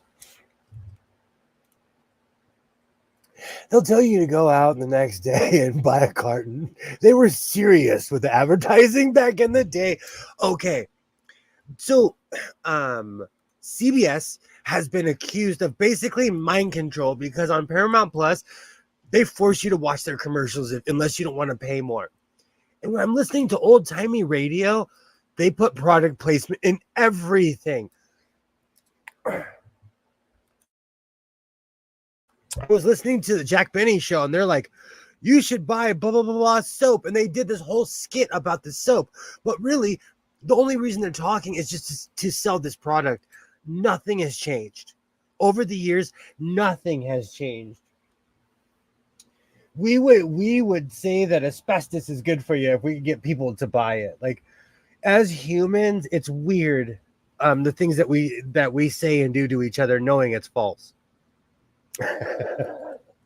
Or that it's mind-numbingly controlling.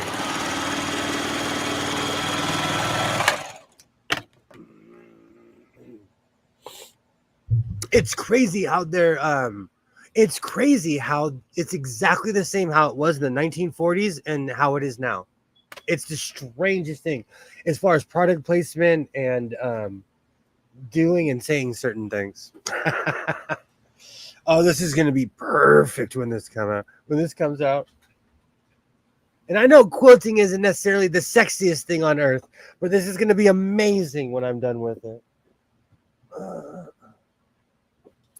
going to have to bust out my other bag of shapes, I think.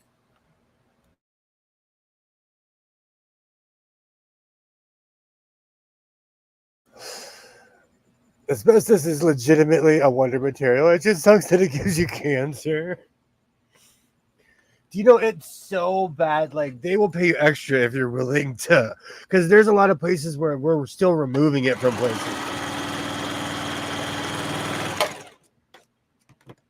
And you get paid extra to remove stuff like that.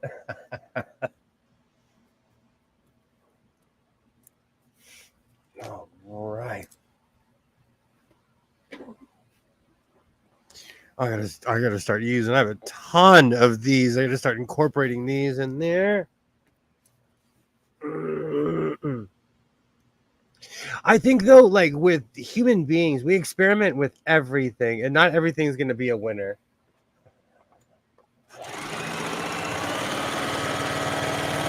That should be on the asbestos t-shirt. Not everything's gonna be a winner. Oh, wow. There are houses around here that still have asbestos siding. It's safe to be around and have on your house as long as you don't damage it. Yikes. I know exactly what that entails. I know exactly what that entails. All right. Perfect. I'm going to go off on these shapes real quick. Let me make sure that lines up. Perfect. I think part of the and that's one thing that we're doing here is we're getting rid of a lot of the old infrastructure and replacing it, but that takes a lot of time and effort. And relatively speaking, a lot of stuff here isn't that old. Well, it is. When I say old, I mean like with asbestos.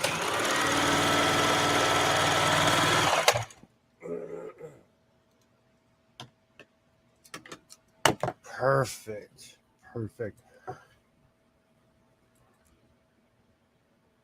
Do you know, yesterday when I was driving through the Mojave Desert, it is so strange to when you turn back into Mojave, there's this weird tarmac for Edwards Air Force Base, and it is the strangest thing on earth to see, like, legitimately F-17s, and like, it's crazy. The desert is filled with wonders. And to my people who live out in the middle of nowhere, how do you do it? To the people who live out like in California City, or like these places that are the definition of out in the middle of nowhere, I don't know how you do it. Please let me know. Anytime I'm around in the comments, if you live out in the middle of nowhere, please let me know how you do it. As I'm driving through these small desert towns, I'm like, sometimes I want to quit society and just move out in the middle of nowhere. And then when I drive through these small towns, I'm like, I don't know if I could live here. There are houses around here that still have a. Oh, I already read that. So it's just crazy to me how people can, or they live in these weird little towns with 17 people. It's the strangest thing to me. We always have military cargo planes flying overhead. Pittsburgh International Airport is home of air refueling wing. Oh, that's awesome. That's awesome. We get a lot of that around here too. It's so crazy to see. Is like you're out in the middle of the desert, you're driving for hours, and then you come up and there's like a fence and a tarmac right there. But nobody in their right mind would jump that fence.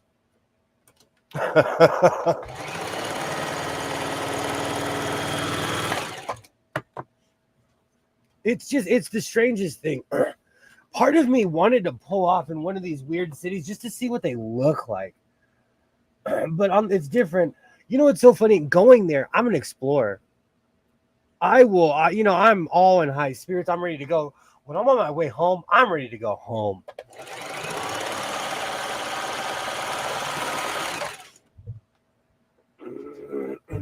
It just depends on the mood I'm in. You know what? That completely reminds me. Going there, I was still, it was still kind of daylight. So when I left, I went to a Goodwill in Palmdale, California. If you've never been to Palmdale, picture a desert.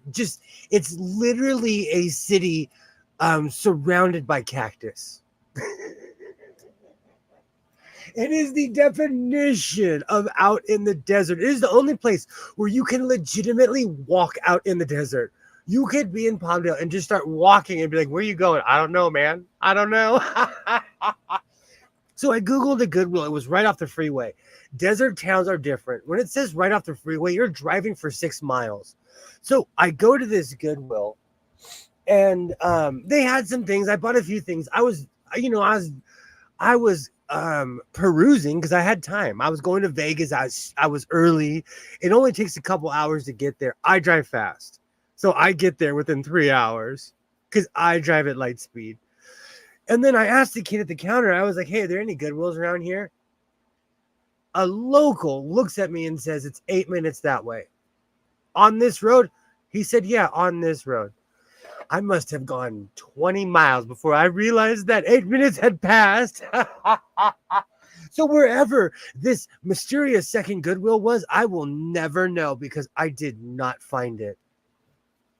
And you know what's really funny? Sometimes you can trust a local, but in this case, the kid just was like, "Oh, it's 8 minutes. 8 minutes where?" And then he was like, "It's in the grocery store parking lot." And he named the grocery store, and I'm like, "That I didn't even see it."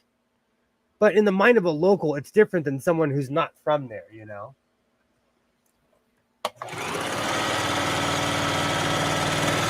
And out there, they have huge streets. So he sent me on a wild goose chase. Major wild goose chase. That's why it's always 50-50 when you ask a local of what direction you're going in. It's always 50-50. I like the guys that are like, oh, yeah, take a left at the tree and blah, blah, blah. That's more accurate than the guy who told me to go 8 minutes.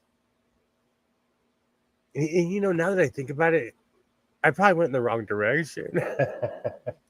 But we'll never know.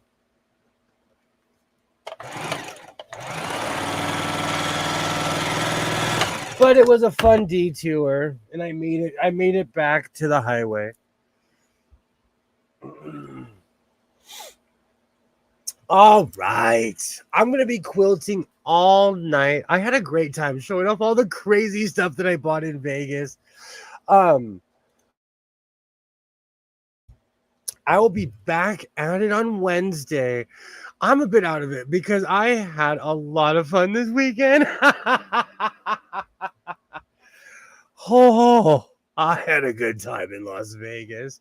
But I just wanted to say that I absolutely appreciate everybody who watches my shorts, who subscribes to my channel, everybody who participates in my lives. I absolutely appreciate you. I will be back at it on Wednesday Same bad time, same bad channel. I'm making quilting. I can't even say it. I'm making pants. But I think we paid the bills today. I think we showed up and showed out. It is quilting season. I'll be back at it on Wednesday. I absolutely appreciate everybody. And well, you know what? I'll save all the fluff. Thank you so much. I'll be back at it on Wednesday. And like I always say, reinforce your seams, be yourself, and I will definitely see you next time. Bye.